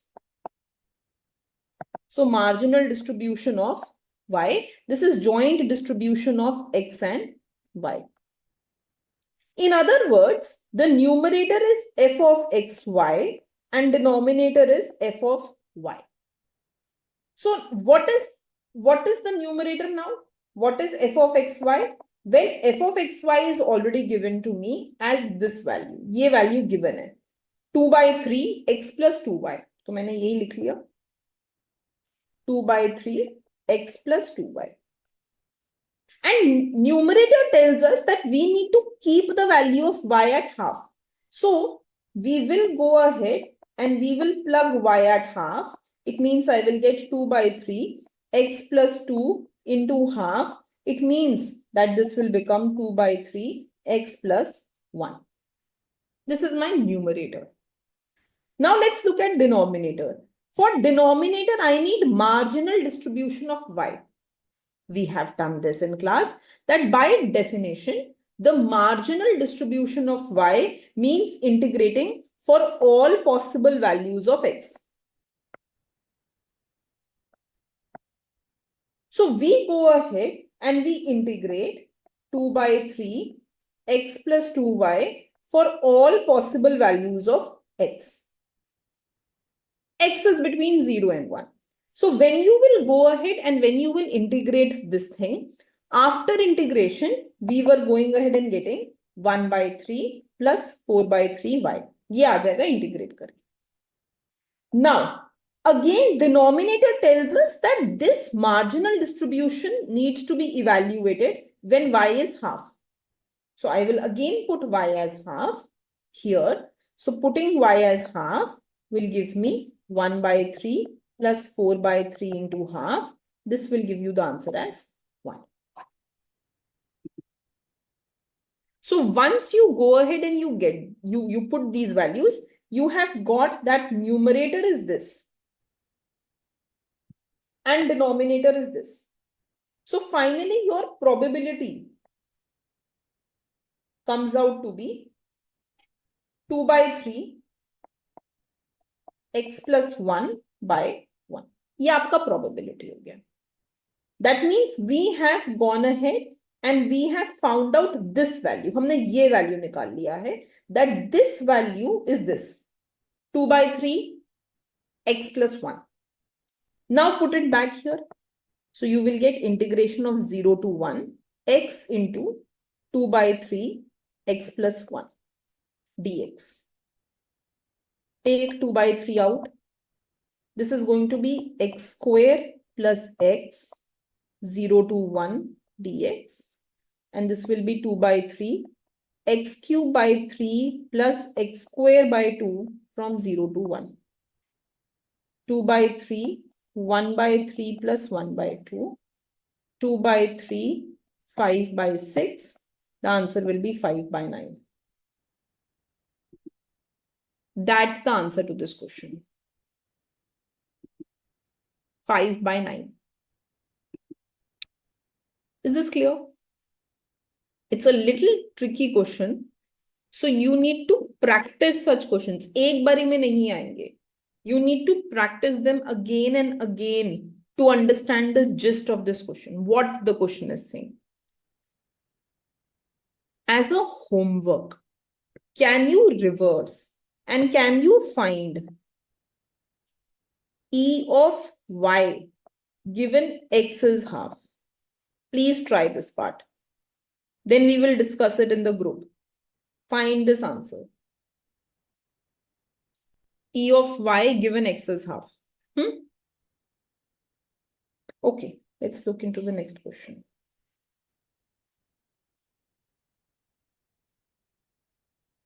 So the answer to this one is 5/9. Give this one a try. This is easy. Question number 41.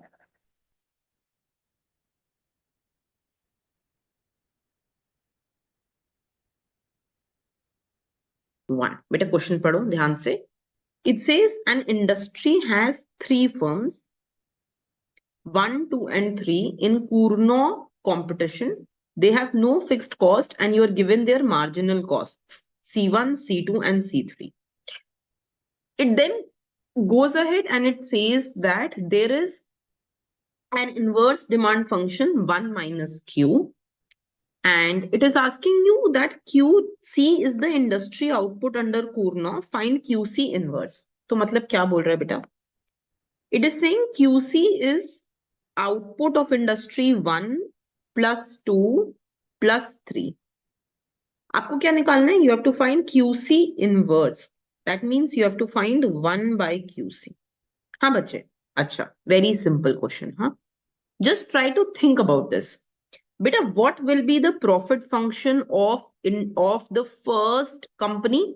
It is going to be price into quantity of first company minus marginal cost of first company into the quantity of the first company. I am not putting any values. अभी मैं कुछ डाल नहीं रही हूँ.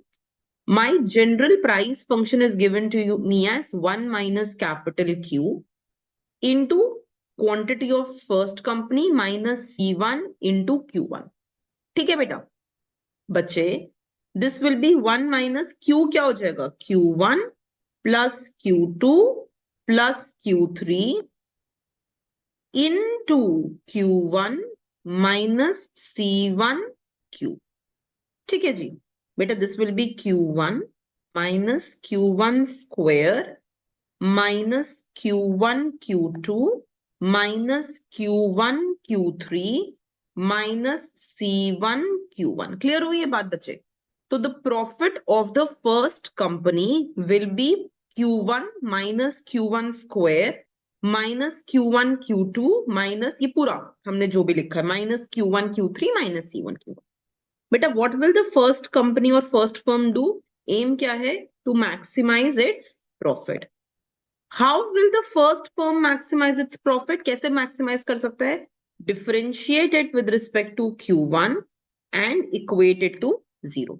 तो जब first firm अपने profit को maximize करता है, this is the profit of the first firm, when it will differentiate this with respect to Q1 and equate it to 0. तो differentiate करके Q1 का differentiation will be 1. Q1 2 Q1 हो जाएगा Q1 square का differentiation, Q1 Q2 का differentiation will B Q2, Q1 Q3 का differentiation will B Q3, C1 Q1 का differentiation will be C1 equal to 0.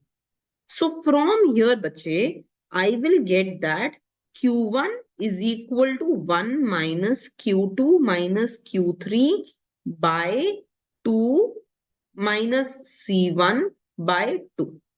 ये आ जाएगा Q1 की वैल्यू. समझो बात को. What we have done? We have tried to find the profit of firm 1. Profit of firm 1 will be revenue minus cost. Revenue is price into quantity. Right बच्चे? Price की हमें already equation given है. Into quantity of firm 1 minus cost. इसको हमने maximise कर दिया. Maximise करने के लिए we differentiated it with respect to Q1 and equated it to 0. Q1 का ये फंक्शन आ गया. बेटा, ऑन वेरी सिमिलर लाइंस, ये तो एक सिमेट्रिक फंक्शन है ना, तो अगर यहाँ पे π2 होता और यहाँ पे C2 होता, नथिंग वुड हैव चेंज्ड. तो बस हमें इस फंक्शन को थोड़ा सा चेंज करना पड़ता. तो सपोज बच्चे, अगर मैं Q2 भी निकालूंगी, because these are symmetric functions, I will go ahead and I will get 1 minus Q1 minus Q3 minus C2 by 2. Look at the pattern. When I am finding Q2 ना, तो Q1 की जगह Q2 लिख दो, C1 की जगह C2 लिख दो. When I am finding Q3, तो बेटा हो जाएगा 1 minus Q1 minus Q2 minus C3 by 2.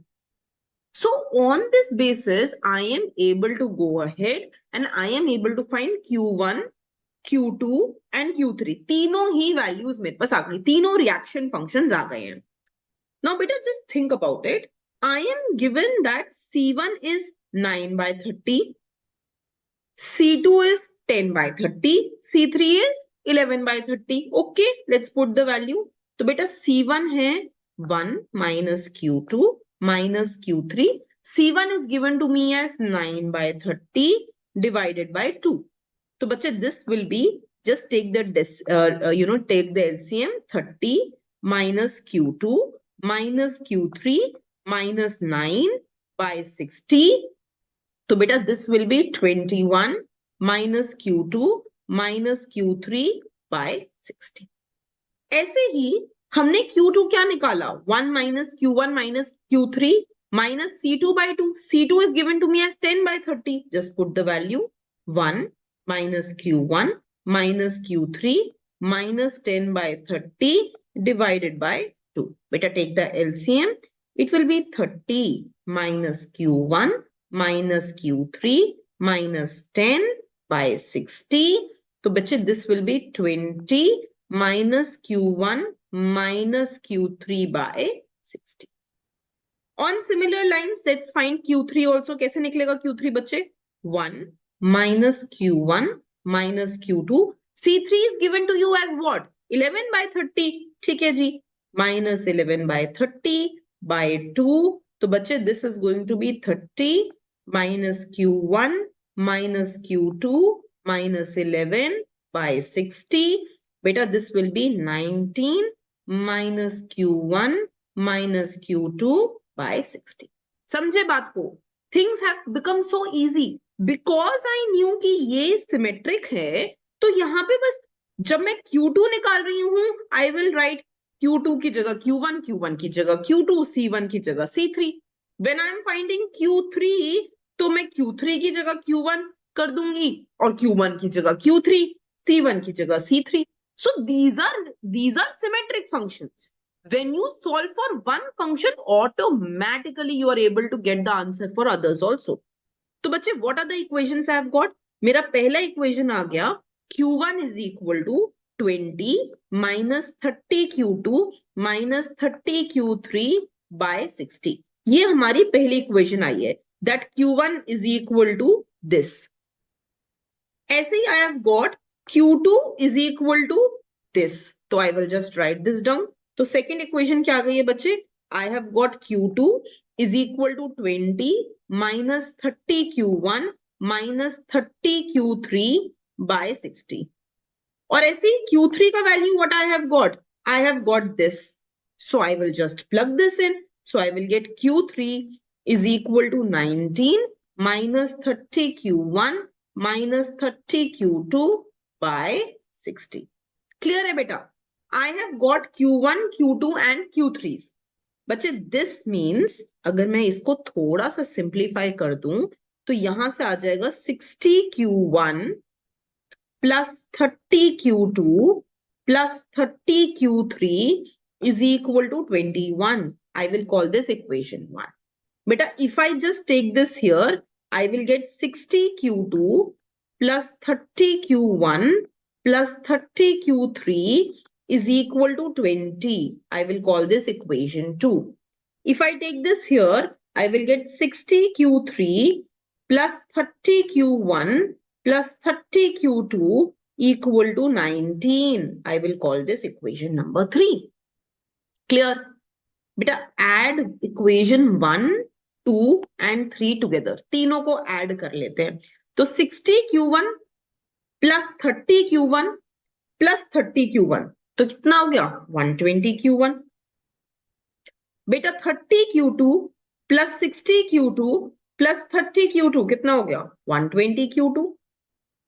बेटा 30 Q3 plus 30 Q3 plus 60 Q3, how much will you get? 120 Q3. And this will be 21 plus 20 plus 19. How much will you get? 60. So if I take 120 common, I will get Q1 plus Q2 plus Q3 equal to 60. Clear? बच्चे, Q1 plus Q2 plus Q3 ही तो QC था. This is exactly the output of the firm, of the industry as a whole, sorry. So I can write this as 120 QC is equal to 60. So 120 by 60 will be 1 by QC. माने QC inverse will be 2. यही तो निकालना है question में. This is what we need to find out. So QC inverse can be written as 2 and that will be the answer to this question. So answer is 2. ठीक है जी. Come to the next question बेटा. Next question क्या बोल रहे हैं? There is a consumer. I have done this multiple times in the advanced lectures. It is not, it is one of the questions which has been repeated multiple times. तो हम ये थोड़ा जल्दी जल्दी करेंगे. My utility function is बच्चे max 0.5 x1, 0.5 x2 plus min x1, x2. Clear? बेटा if x1 is less than x2, हम केस 1 ले रहे हैं, x1 less than x2, तो इसका मतलब ये हो गया कि half of x1 will also be less than half of x2.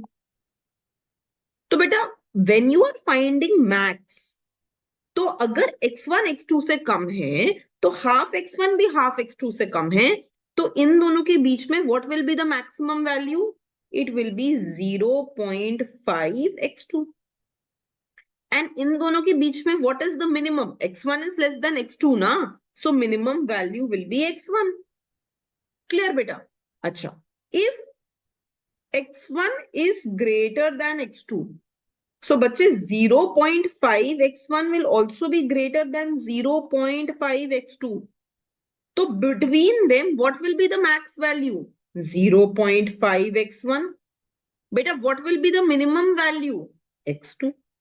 So we can rewrite our utility function as 0.5 x2 plus x1. कब होगा ये बच्चे? When did we find this? If x1 is less than x2, and it can be written as 0.5 x1 plus x2. बच्चे ये कब होगा? If x1 is greater than x2. Now let us go ahead and let us fix the utility at some level. मैं इस utility को 4 मान लेती हूँ. Let me fix this at 4. Right? And let me make the quadrant. तो बेटा this is x1 equal to x2 line. This is my x1, this is my x2. Beta, this area, it represents x1 greater than x2. ये represent करता है x1 greater than x2. And बच्चे this area, it represents x1 less than x2. Clear है? Now, when x1 is greater than x2, which part of the utility function we will consider? This part. So beta, how will I plot this thing? I am equating 4 equal to 0.5 x1 plus x2 ना, तो इसके क्या हो सकते हैं quadrants? When my x2 is 4, x1 is 0. When my x1 is 8, x2 is 0. दोनों ही utility मेरे को 4 की देंगे, right? So I can have x1 as 8 and x2 as 4, and this is my IC. But I am going to consider this IC in which region, bache? I will only consider this IC when x1 is greater than x2. So which means that I will consider this only in this region. Right, beta? Similarly, when you will go ahead and draw this IC, na, you will get this IC as this. यहाँ 8 आ जाएगा, यहाँ 4. Right? And you will consider this IC only in this region where x1 is less than x2. So ultimately, the indifference curve that you will be getting, it will look something like this. ऐसा हमें IC मिल गया. Beta, now, what is the question? The question is, when will it happen that you will buy only good 2? हम सिर्फ good 2 खरीदे, ऐसा कब होगा? So consider this. Suppose I have a very steep budget line. मेरी budget line कुछ ऐसी दिखती है. It looks very steep. I will tell you धीरे धीरे, हाँ. Now just take this. This is my x1 equal to x2. बेटा I have started plotting this IC. मेरा IC कैसा है? मेरा IC है ऐसा, ऐसा. And I want to reach the highest indifference curve possible. तो मैं क्या कर रही हूँ? I am moving upwards. So I move here. I have already done this in the class also. So this, ऐसा कुछ हो जाए. Right? Now, when this is happening, you are consuming a lot of bundles.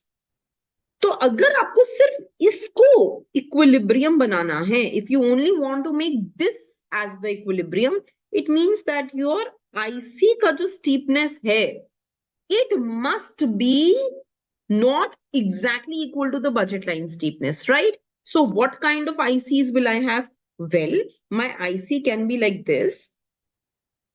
I want to reach the highest IC possible.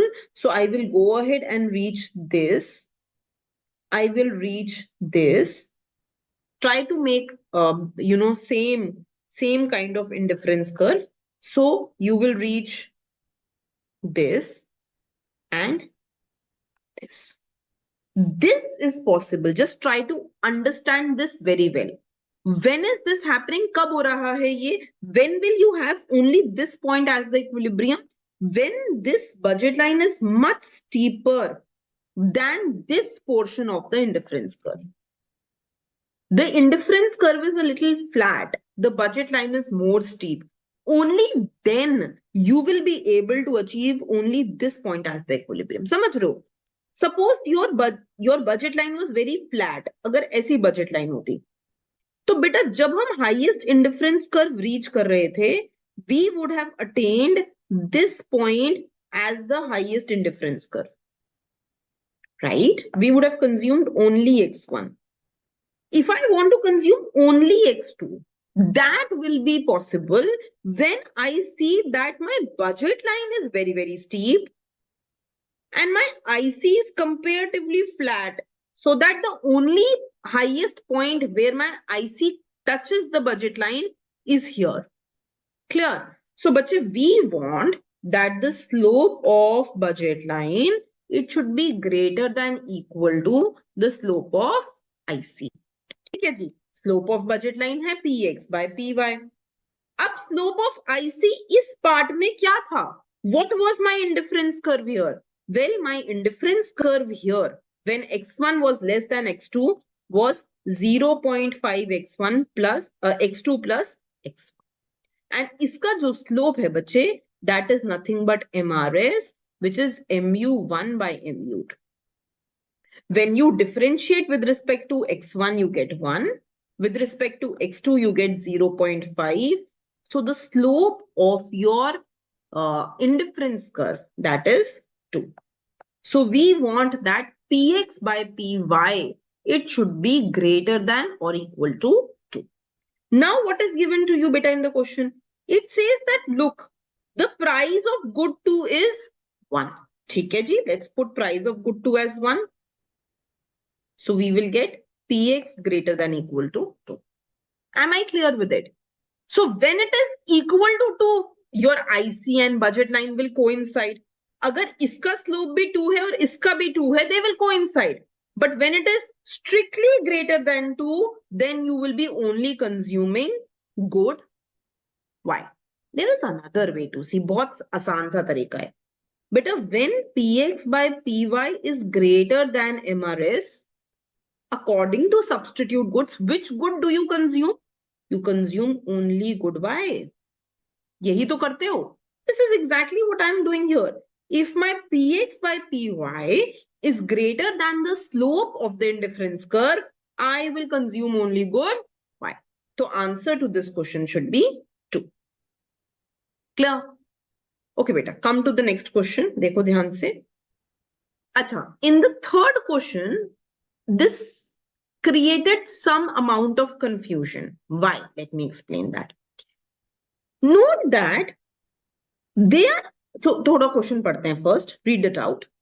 An economy has 3 firms X, Y and Z. Every unit of output creates benefit of 700 for Y. Samjho zara.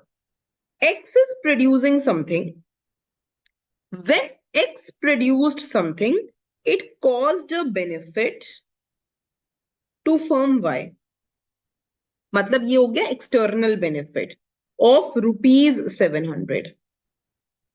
When X produced something, it caused a cost of rupees 300 for firm Z. Bacha, this is external cost. Clear? It is saying firm X cost curve is given to you as this. So the cost curve given of firm X, this will be 2q square plus 10. It will be 2q square plus 10. And it says that the price of good X is given to you as 1600. Now, this question is very simple. देखो, What is my equilibrium condition usually? Where do you attain equilibrium? Usually, because this firm, जो भी हम इस firm की बात कर रहे हैं, I am not given the marginal revenue of the firm. So the firm would have attained its equilibrium where it would have equated price equal to MC. ठीक है? तो under usual condition, firm would have equated P equal to MC. ठीक है बच्चे? Price है 1600. Marginal cost क्या हो जाएगी? When you will differentiate the cost function. So you will get marginal cost as 4Q. So this will give you 4Q. That means Q will come out as 400. So under the usual condition, एक usual condition में आपका जो equilibrium output होगा, it will be 400. Clear beta? But what happens in case of socially optimal output?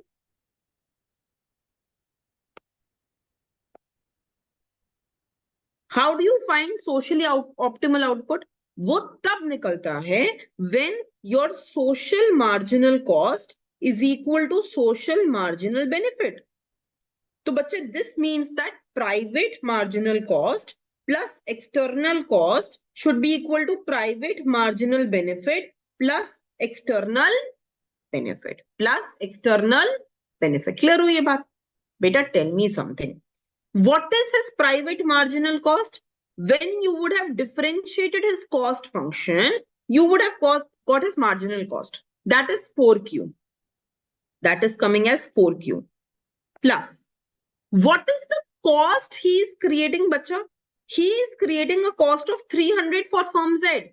So this is 300. What is the private marginal benefit? Beta, benefit is always derived from the demand curve and it is equal to the price of the commodity. So private marginal benefit is 1600. And what is the external benefit he is creating? कितने का external benefit create किया? He created an external benefit of 700 for firm Y. So external benefit will be 700. So I will get 4Q is equal to 1600 plus 700 minus 300. So 4Q is equal to 2000. So Q socially optimal will be 500. So under social optimal output, आपका जो optimal output, socially optimal output निकल रहा है, that is 500. Otherwise, जो firm का output equilibrium निकला है, that is 400. So what is the change or the difference in the output between social output, socially optimal and the firm's output? 500 minus 400, that means 100. 100 is the correct answer. ठीक है जी? But, notice that in brackets they have written in INR. मतलब वो rupees में आपसे answer मांग रहे हैं. So ideally, if I convert these 100 units in rupees, each unit costs 1600. Price of each unit is 1600. So this will give me 160000.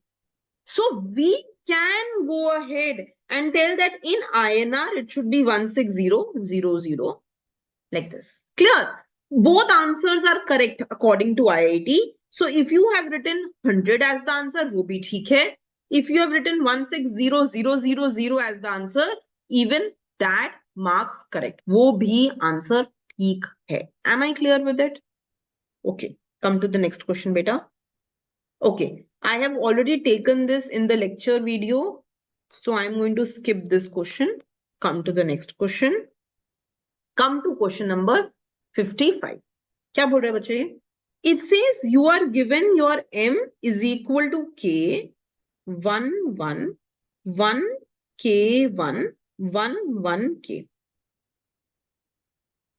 And it says you want that the rank of matrix 10I minus M should be 2. अब थोड़ा सा समझते हैं. हाँ बेटा पहले तो 10I minus M निकाल लो. What will be 10I? 10I will be 10 0 0 0 10 0 0 0 10 minus बच्चे what will be m? M is k 1 1 1 k 1 1 1 k. तो 10i माइनस m को कैसे लिख सकते हैं? 10 minus k minus 1 minus 1 minus 1 10 minus k minus 1 minus 1 minus 1 10 minus k. बेटा this is your 10i minus m matrix. ठीक है जी, am I clear with it? Okay, now try to think further. It is saying that I want that the rank of this matrix, it should be 2. It means that the determinant of this matrix, it should be 0. When the determinant will be 0, its rank will be 2. पहली चीज, I want the determinant of this matrix to be 0. बेटा second thing, एक और चीज ध्यान रखनी पड़ेगी, that all 2 cross 2 matrix should have non-zero determinant.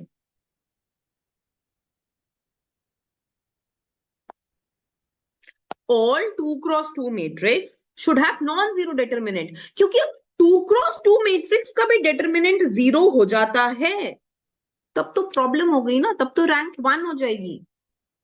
So I want that ये 3 cross 3 matrix का determinant should be 0. Of course I need that. But at the same time, I also need that 2 cross 2 matrix determinant should be non-zero. वो 0 हो गया तो गड़बड़ा. Am I clear with it? ये बात एकदम क्लियर हो गई है हमें. ठीक है बच्चे, अब एक मिनट जरा एक पॉइंट और हम ध्यान से यहां देखते हैं. बेटा suppose I take a 2 cross 2 matrix. Suppose मैंने ये ले लिया. This is a 2 cross 2 matrix, huh? And I try to find its determinant. क्या आ जाएगा बेटा? This is 1 minus 1 into 10 minus k. This will be 1 plus 1 10 minus k. This will be 1 plus 10 minus k. This will be 11 minus k. Listen to me very carefully. Very, very carefully. Beta, I am saying that I don't want कि 2 cross 2 matrix का determinant 0 बने. अगर 2 cross 2 matrix का भी determinant 0 हो गया तो rank 1 हो जाएगी. I want the rank to be 2. तो उसके लिए बहुत essential है कि ये जो मैंने कोई random 2 cross 2 matrix का determinant निकाला है, it should not be equal to 0. अगर वो 0 हो गया तो rank will be 1. It means I don't want k to be 11. ये मेरे को याद रखना है कि k 11 नहीं हो सकता, और कुछ भी करो बट k कैनॉट बी 11. ये बात हमें क्लियर कर ली गई है. ठीक है जी, ओके बेटा. Now I will start and try to find the determinant of this matrix and equate it to 0. Because मुझे चाहिए कि इसका डिटरमिनेंट 0 हो जाए, तभी उसकी रैंक 3 नहीं होगी. So I want to find the determinant of 10 minus k minus 1 minus 1 minus 1 10 minus k minus 1 minus 1 minus 1 10 minus k. थोड़ा सा रो ऑपरेशन कर लेते हैं, things will become easier. So if I just take r1 to r1 plus r2 plus r3, beta I will get 8 minus k 8 minus k 8 minus k minus 1 minus 1 10 minus k minus 1 minus 1 10 minus k. I will take this 8 minus k out. Out लेने की जरूरत ही नहीं है, actually यहीं से solve हो गया.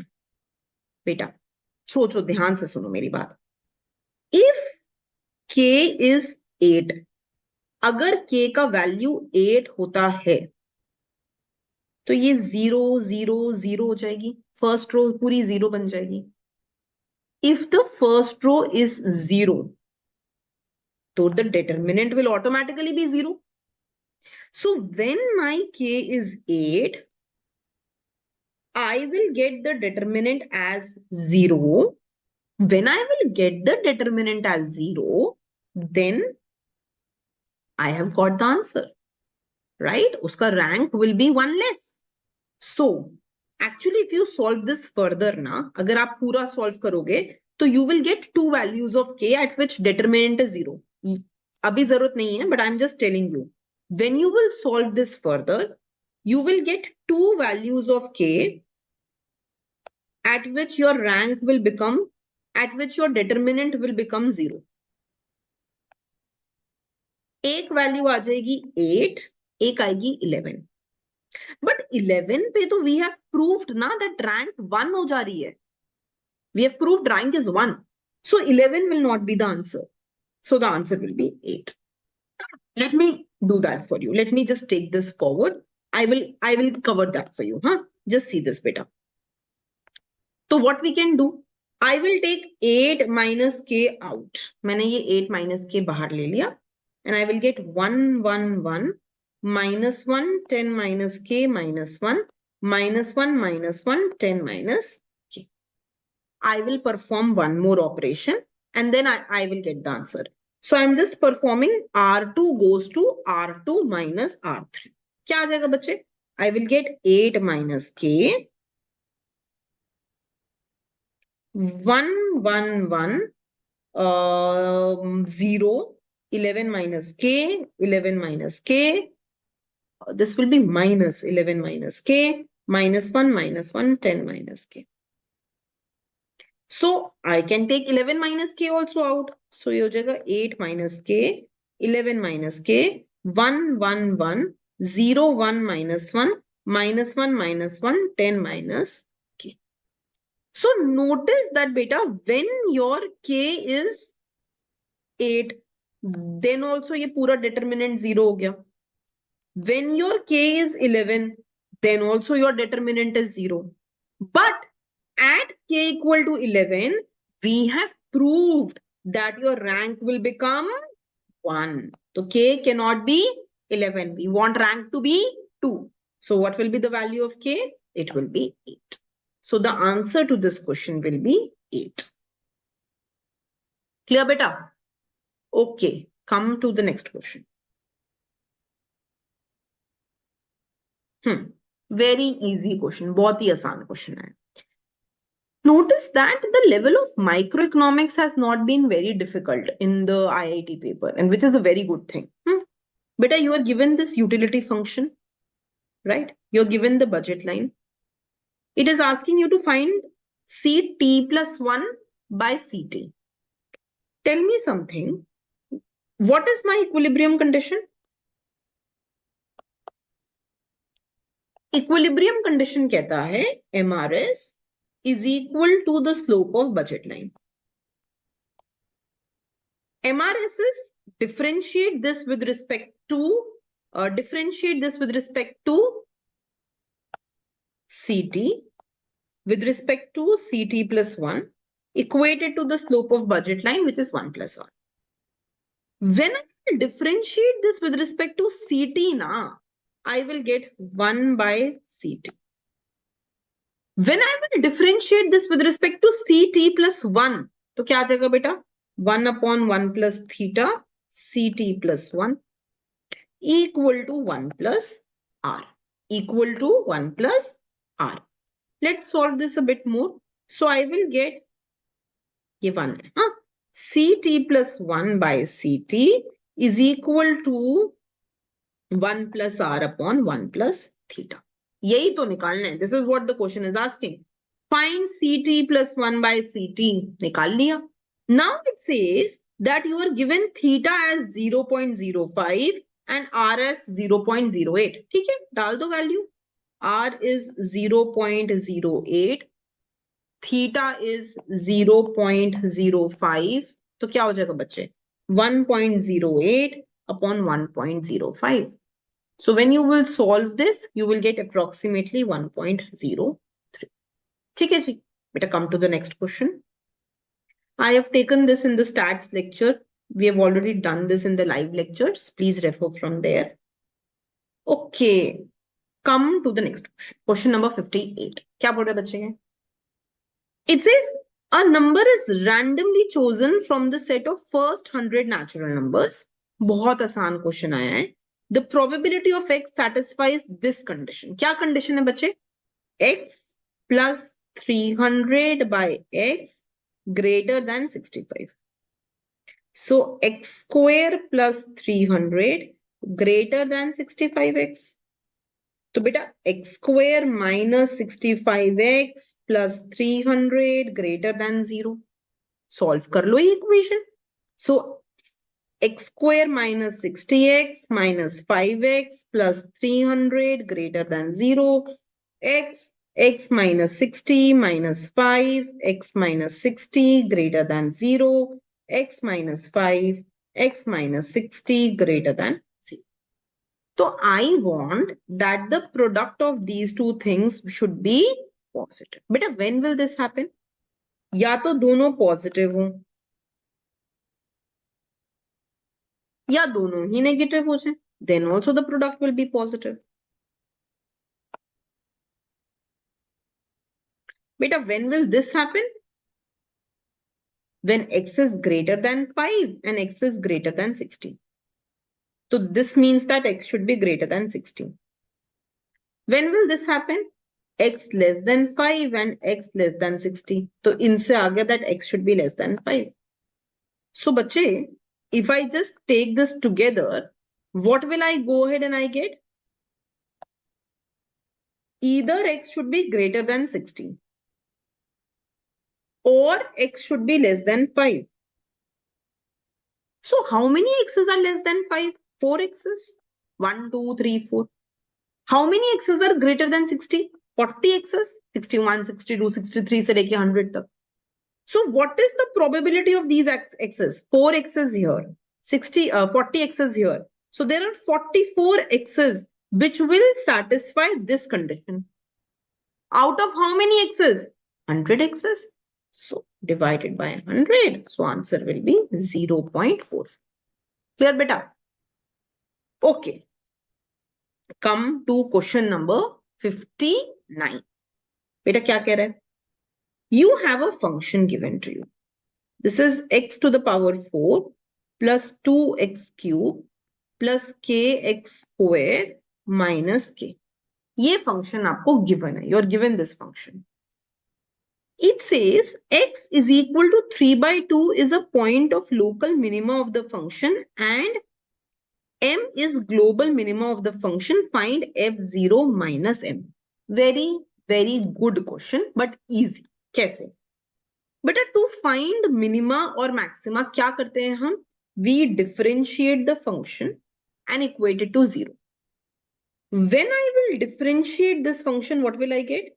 4x cube plus 6x square plus 2kx, and I will equate it to 0.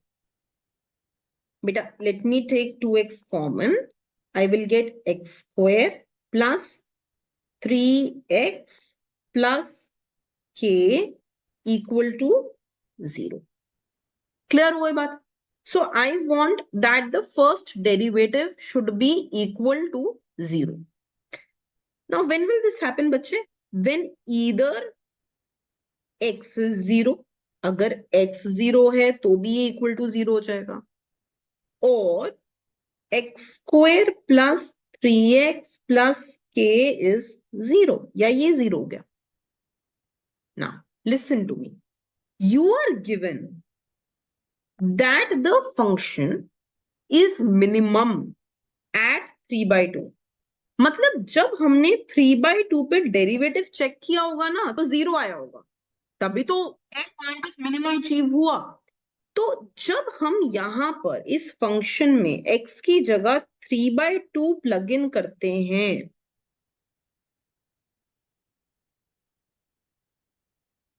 तो हमें 0 मिलता है इन द डेरिवेटिव.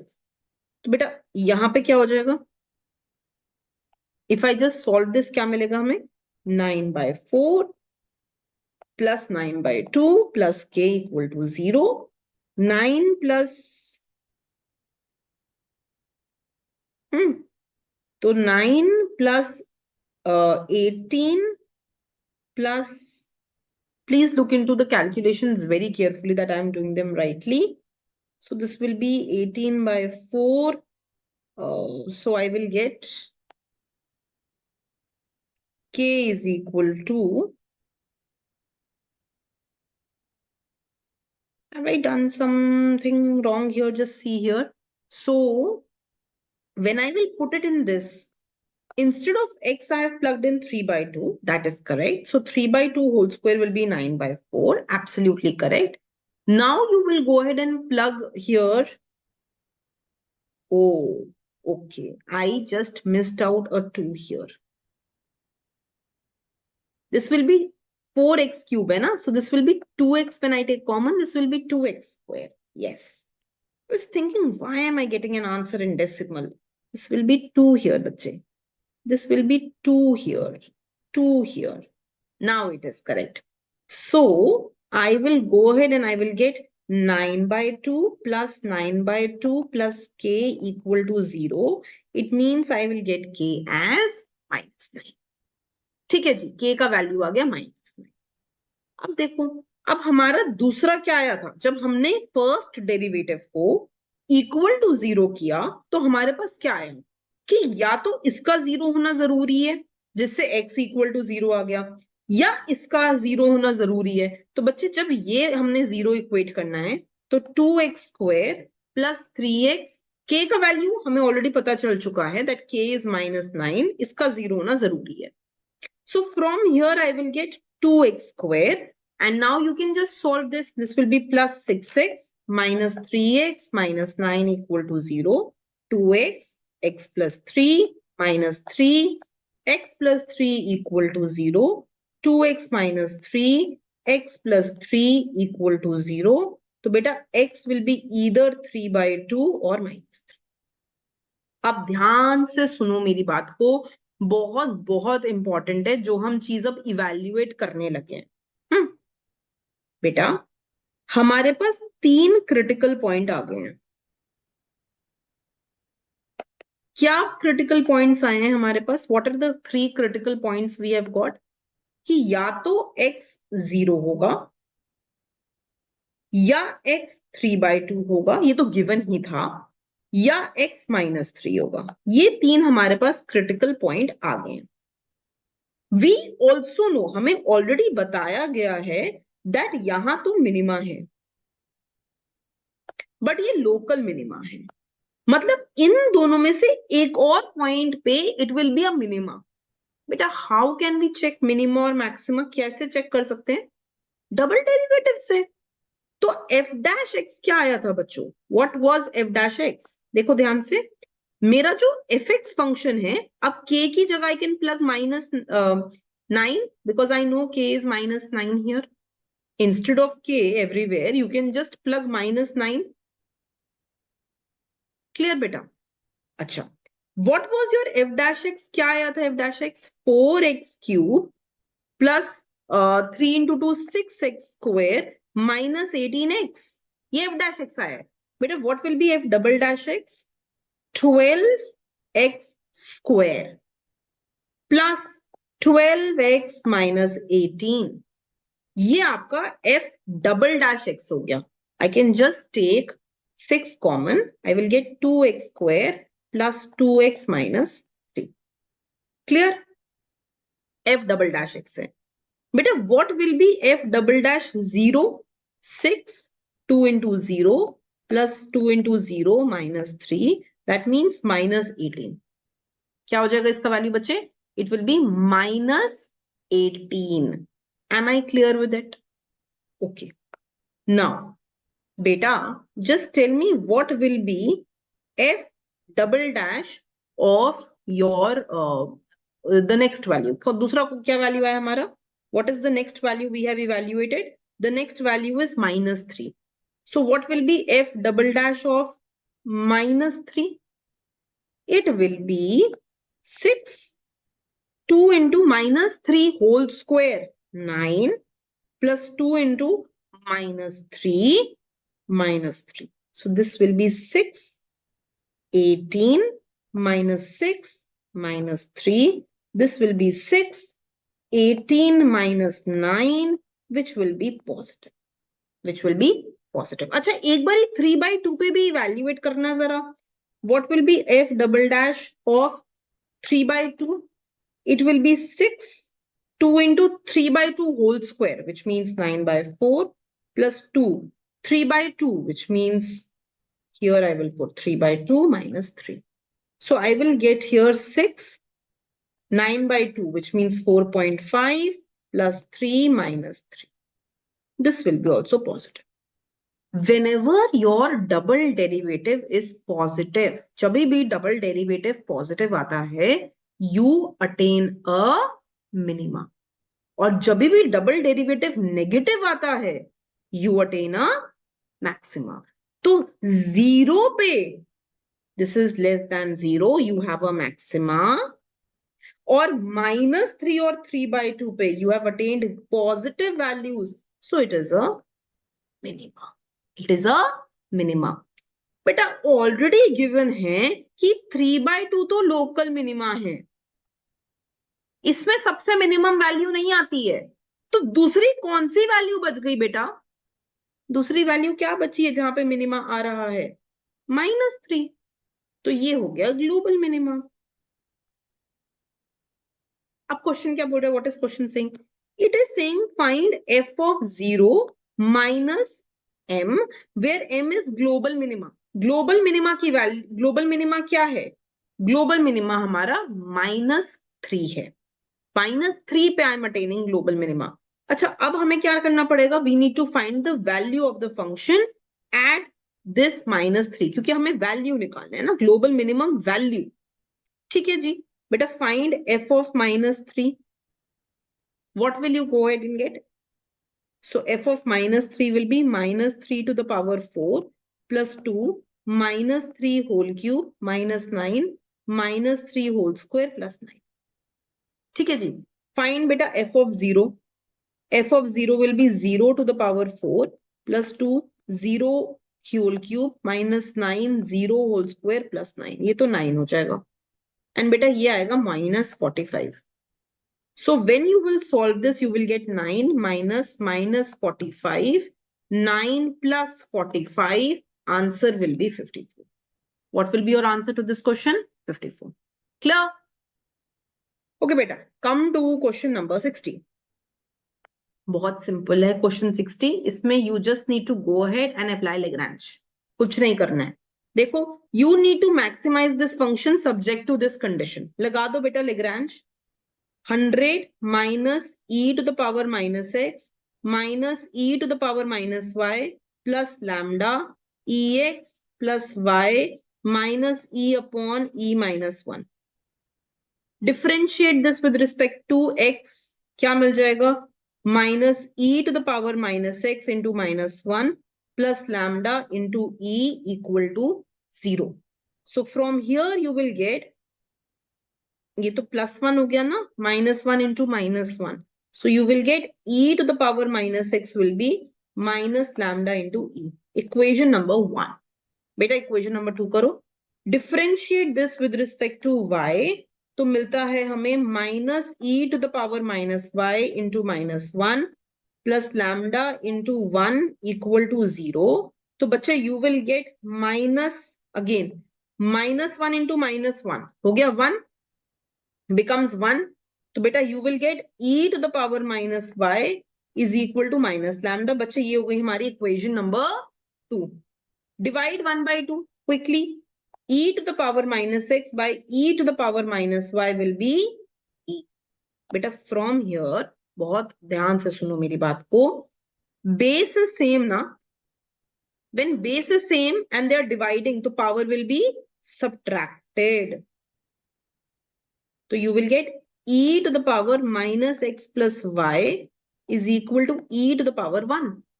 बेस तो सेम है दोनों का, तो पावर्स को कंपेयर कर लो. तो minus x plus y will be 1. तो बेटा y will be 1 plus x. Clear? Constraint क्या गिवन है बच्चे? ex plus y is equal to e upon e minus 1. ex plus, बेटा y की जगह पे I will plug 1 plus x is equal to e upon e minus 1. So I will take x common from here. 1 plus e is equal to e upon e minus 1. So beta what will be my x? E upon 1 plus e into e minus 1. बेटा ये तो a plus b a minus b का formula है, so I can write this as e upon e square minus 1, right? a minus b into a plus b can be written as a square minus b square. Clear? अच्छा, what was y बच्चे? y क्या निकाला था हमने? y was 1 plus x. ठीक है जी, just plug that. So y will be 1 plus x. So 1 plus e upon e square minus 1. So I will get e square minus 1 plus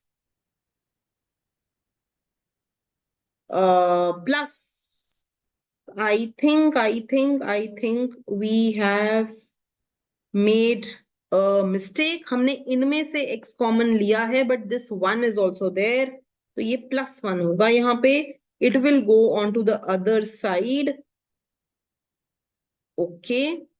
I need to do this. Let me do this step again, huh? I think I just made one small mistake here. ये देखो, ये +1 भी तो है. I just didn't took this. So it will be x1 plus e is equal to e upon e minus 1 minus 1 beta. Huh? So x1 plus e will be e minus 1 upon 1 plus upon e minus 1. So this will be 1 upon e minus 1. This will be x1 plus e. So your x will be 1 upon e square minus 1. But what is your y? Y is 1 plus x. So it will be 1 plus 1 upon e square minus 1. तो बेटा यहाँ पे आपको आ जाएगा e square minus 1 plus 1 upon e square minus 1, e square upon e square minus 1. This is how you can get your values. You can get your x and y. अब क्या question बोल रहा है? Find y by x under root. तो y का value क्या आया है? e square upon e square minus 1. And x का वैल्यू क्या आया है? 1 upon e square minus 1 under root. बेटा this will give you under root of e square. That means e. So e is nothing but 2.72. So the correct answer to this question will be 2.7. Right, beta? So with this, we complete question number 51 to 60 of your IIT JAM 2023 paper. And I hope that you shall be able to now practice these questions. Please do these questions before your before sitting for your final exam. Right, beta?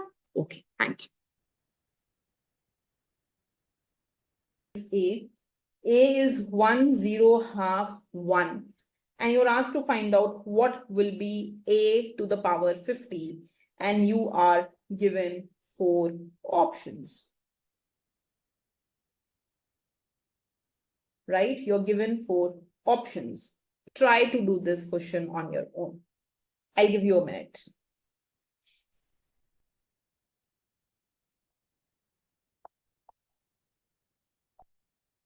So this is your a beta. What will be a square? It will be a into a. So 1 into 1 plus 0 into half 1. 1 into 0 plus 0 into 1, 0. Half into 1 plus 1 into half, half plus half, 1. Half into 0 plus 1 into 1, 1. This will be your a square. Find out a cube beta. A cube will be a square into a. This will be 1 into 0 into half, which means 1. 1 into 0 plus 0 into 1, 0. 1 into 1 plus 1 into half, 3 by 2. And 1 into 0 plus 1 into 1, 1. Can you see the pattern? The pattern that we see is that a to the power n, here it is a to the power 1, a to the power 2, a to the power 3, will be 1, 0, n by 2 and 1. Isn't it? Isn't it? This is power was 1, half. Power is 2, 1.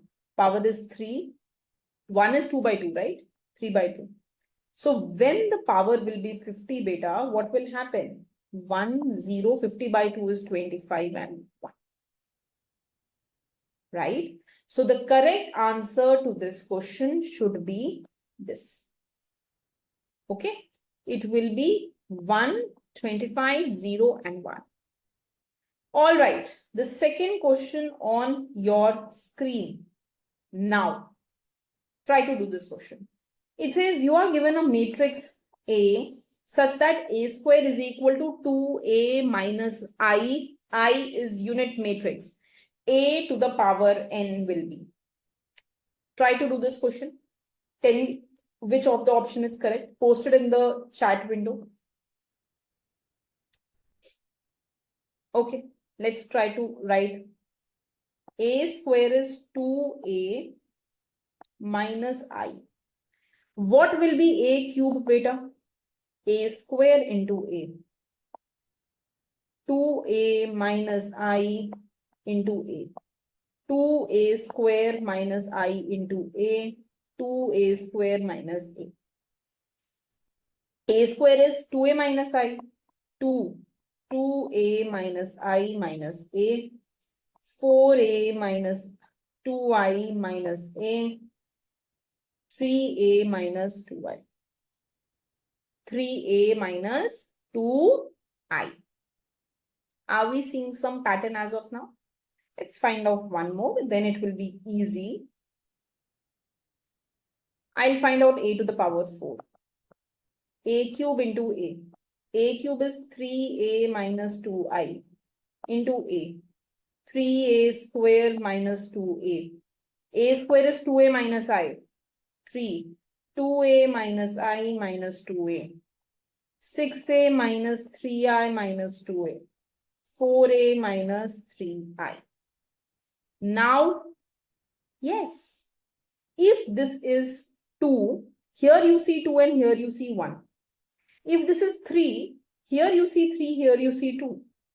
If this is 4, here you see 4, here you see 3. So if this is n, here you will see n and here you will see n minus 1. Here you will see n minus 1. That's the answer to this question. So correct answer will be A. Clear? Okay, beta. Question on your screen now. Try to do this question on your own. I thought to make it a bit difficult, I removed the options. Try to do this. The product of n matrix, you're given these n matrix, is equal to 1, 378, 0 and 1. Find the value of n. Find the value of n. Try to do this question yourself. Pause your screen for a second. Try to do this yourself, beta. Then I will do this question. Okay. Okay. Now what we will do, we will just look at first two observation beta. I am getting 1, 0, 1, 1 into 1, 2, 0, 1. Of course, this is getting multiplied with others. But if I just find the product, I will get 1 into 1 plus 1 into 0, 1. 1 into 2 plus 1 into 1, 2 plus 1, 3. 0 into 1 plus 1 into 0, 0. 0 into 2 plus 1 into 1, 1. Which is the third observation. Which is the third observation. So I see that the product of the first two observation is the third observation. But there is something very interesting happening. If I find the product of first two, I've got this. If I just multiply, if I just go ahead and multiply this with the third observation, I will get this as 1 into 1 plus 3 into 0, 1. 1 into 3 plus 3 into 3, 6. 1 into 0 into 1 plus 1 into 0, 0 and 1. So when I find the product of first two observation, I am getting this third observation. And if you look into this third observation, it is 1, 3, 0, 1. तो देखो यहाँ पे जो मेरा product आ रहा है ना, what product I am getting ना, that product, if I find the product of these two observation, it is coming 1, 0, 1, 3. So if I just compare, each of these have 1, 0, 1, 0, 1. This is 1 here and this is 2 here and product is coming 3. So product is coming 1 plus 2. Making sense? Similarly, this was product of first observation and second observation. When I multiplied it with the third observation, so notice that these 3 elements are same. And in the answer that I am getting finally, also I see 1, 0, 1. But here I am getting 6. And 6 is 1 plus 2 plus 3. So if there are n observations, if I am multiplying till n, what will be the product? Can anyone tell me? 1, 0, 1, 1 plus 2 plus 3 till n. That will be the product, right?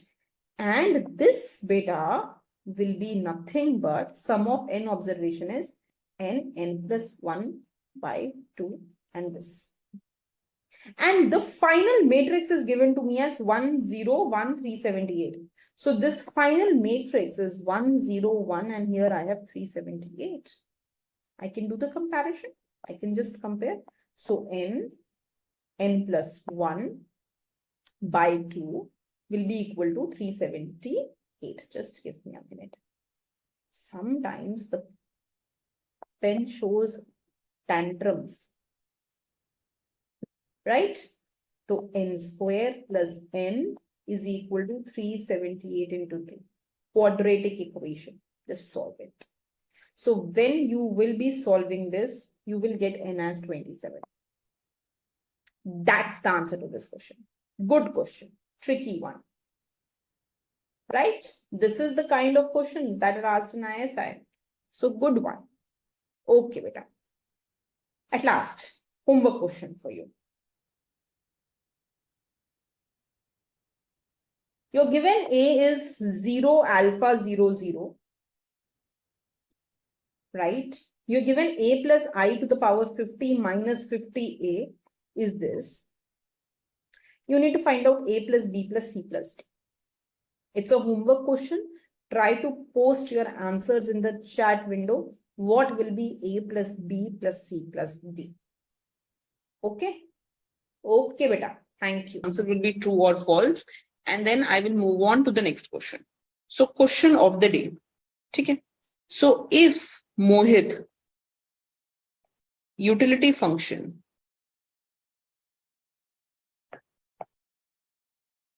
So Mohit's utility function is given by xy and Seema's utility function is given by u is equal to root of xy, right? Then Mohit will always derive more happiness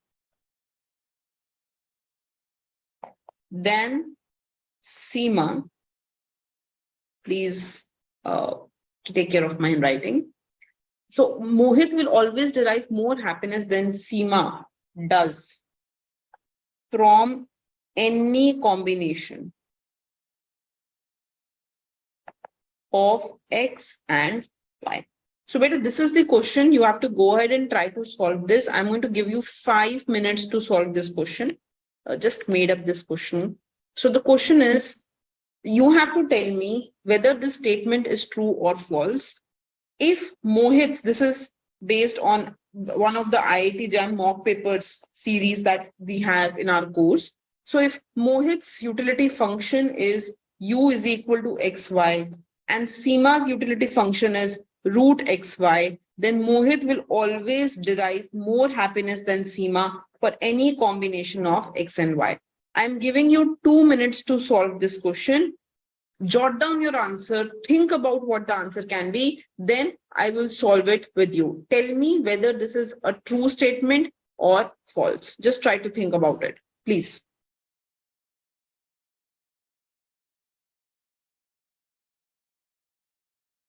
So take a moment, think whether this statement is true or false.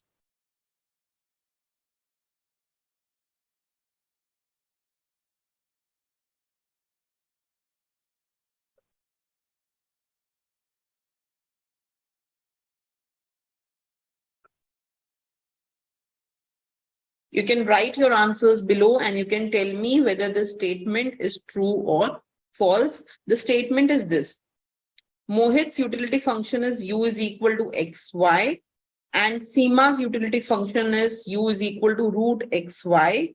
You have to tell me whether Mohit will always derive more happiness than Seema for any combination of xy. Is this true or not?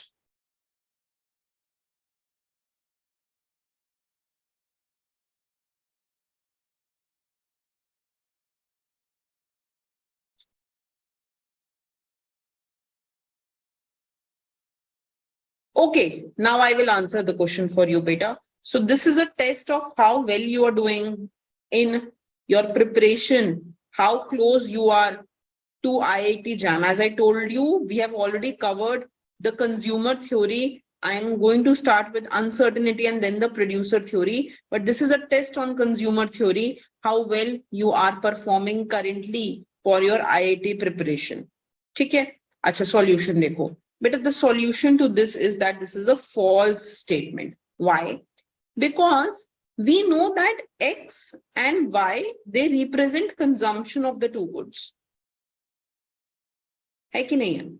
X and Y represent consumption of the two goods. But all that we know is that X and Y should be positive. But imagine a scenario where X into Y is less than 1. Imagine a scenario where X into Y is less than 1. Suppose X and Y is still positive. X represents the consumption of good X. Y represents the consumption of good Y. Now X into Y is less than 1. So imagine a case where beta X into Y, let's say, is 0.5. Right? So what is the utility of Mohit? Mohit's utility function is X into Y. So Mohit will get the utility X into Y, which in this case will be 0.5. What will be the utility of Seema? Seema will get the utility root xy, na? So root of xy. So it will be root of 0.5, and root of 0.5 is 0.7. So in this case, utility of Seema is more than utility of Mohit. So although from the utility function, you may think that, xy is always greater than root xy, but that is not always true. The reverse is also possible. So the current statement is false. That is the first question of the day. Is that clear? Okay, beta. Write down the next question. For real constant a and b, let M be a matrix. So this matrix is given to you. And it says that this is an orthogonal matrix. Okay. Which of the following statement is or are always true? A plus b is 0. B is equal to 1 minus a square. A into b is half minus half, and m square is equal to I2. तो देख लेते बेटा. What is an orthogonal matrix? क्या property रहता है orthogonal matrix का? The property of orthogonal matrix that A into A transpose is equal to identity matrix, right? Also, there is another property of orthogonal matrix, which is that the determinant of A is plus minus 1.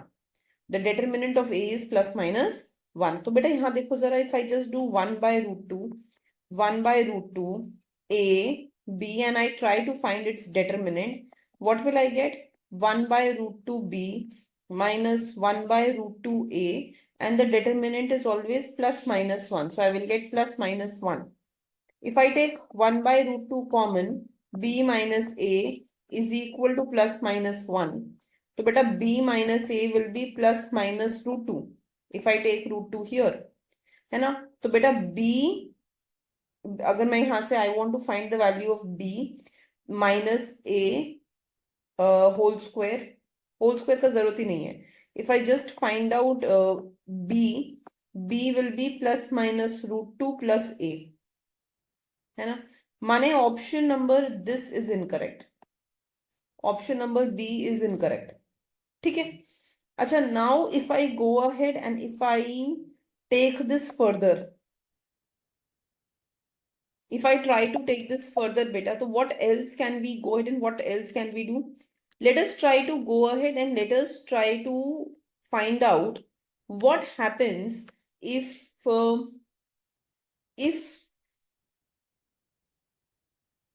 I go ahead and if I supposedly square on both sides. ठीक है, अगर हम इसको square on both sides कर देते हैं, so what will happen if I just square this on both sides beta? So I will get b minus a whole square is equal to 2. So b square plus a square minus 2ab is equal to 2. है ना? तो what will I go ahead and what will I get beta? I will get that b square plus a square is equal to 2 plus 2ab is equal to 2 plus 2ab. ठीक है? अच्छा, अब this also is not making a lot of sense as of now. अभी तक तो इसका भी कोई सेंस नहीं मिल रहा. So I will use the third property to check if anything can be done. Right? So a is given to you as 1 root 2, 1 root 2, a and b. And if I just transpose this matrix, I will get 1 root 2, 1 root 2, a and b. And this should give me identity matrix 1, 0, 0, 1. So if I start solving this beta, 1 root 2 into 1 root 2 is 1 by 2 plus 1 root 2 into 1 root 2 is 1 by 2. 1 by root 2 a plus 1 by root 2 into a plus 1 by root 2 into b. देखो, इसको इससे multiply करो plus इसको इससे. 1 by root 2 into a plus 1 by root 2 into b. Beta 1 by root 2 into a plus 1 by root 2 into b and a square plus b square. I think now it is solved. This should be equal to 1, 0, 0, 1. It should be equal to 1, 0, 0, 1. So माने a square plus b square will come out as 1. A square plus b square should be 1. So from this beta, if I just put a square plus b square as 1 here, I'll get 1 is equal to 2 plus 2ab. This can go here. Minus 1 is equal to 2ab. So ab will be minus half. A into b will be minus half. है ना? So which means that this option is correct. A into b will be minus half. अच्छा, अब अगर हम इसको equal to 0 कर दें तो what will I get? 1 by root 2a plus 1 by root 2b will be a, 0. So if I take 1 by root 2 common beta, 1 by root 2 common, I will get a plus b is equal to 0. Mana I will get a plus b is equal to 0. I'll get a plus b is equal to 0. So beta, which means that option number A is also correct. A plus b is in fact 0. है ना? And beta, अगर आप a into a करोगे तो I नहीं होता है. A into a transpose I होता है, which means that option D is incorrect. So the correct options are A and C. The correct options are A and C. ठीक है? Okay, beta. Thank you.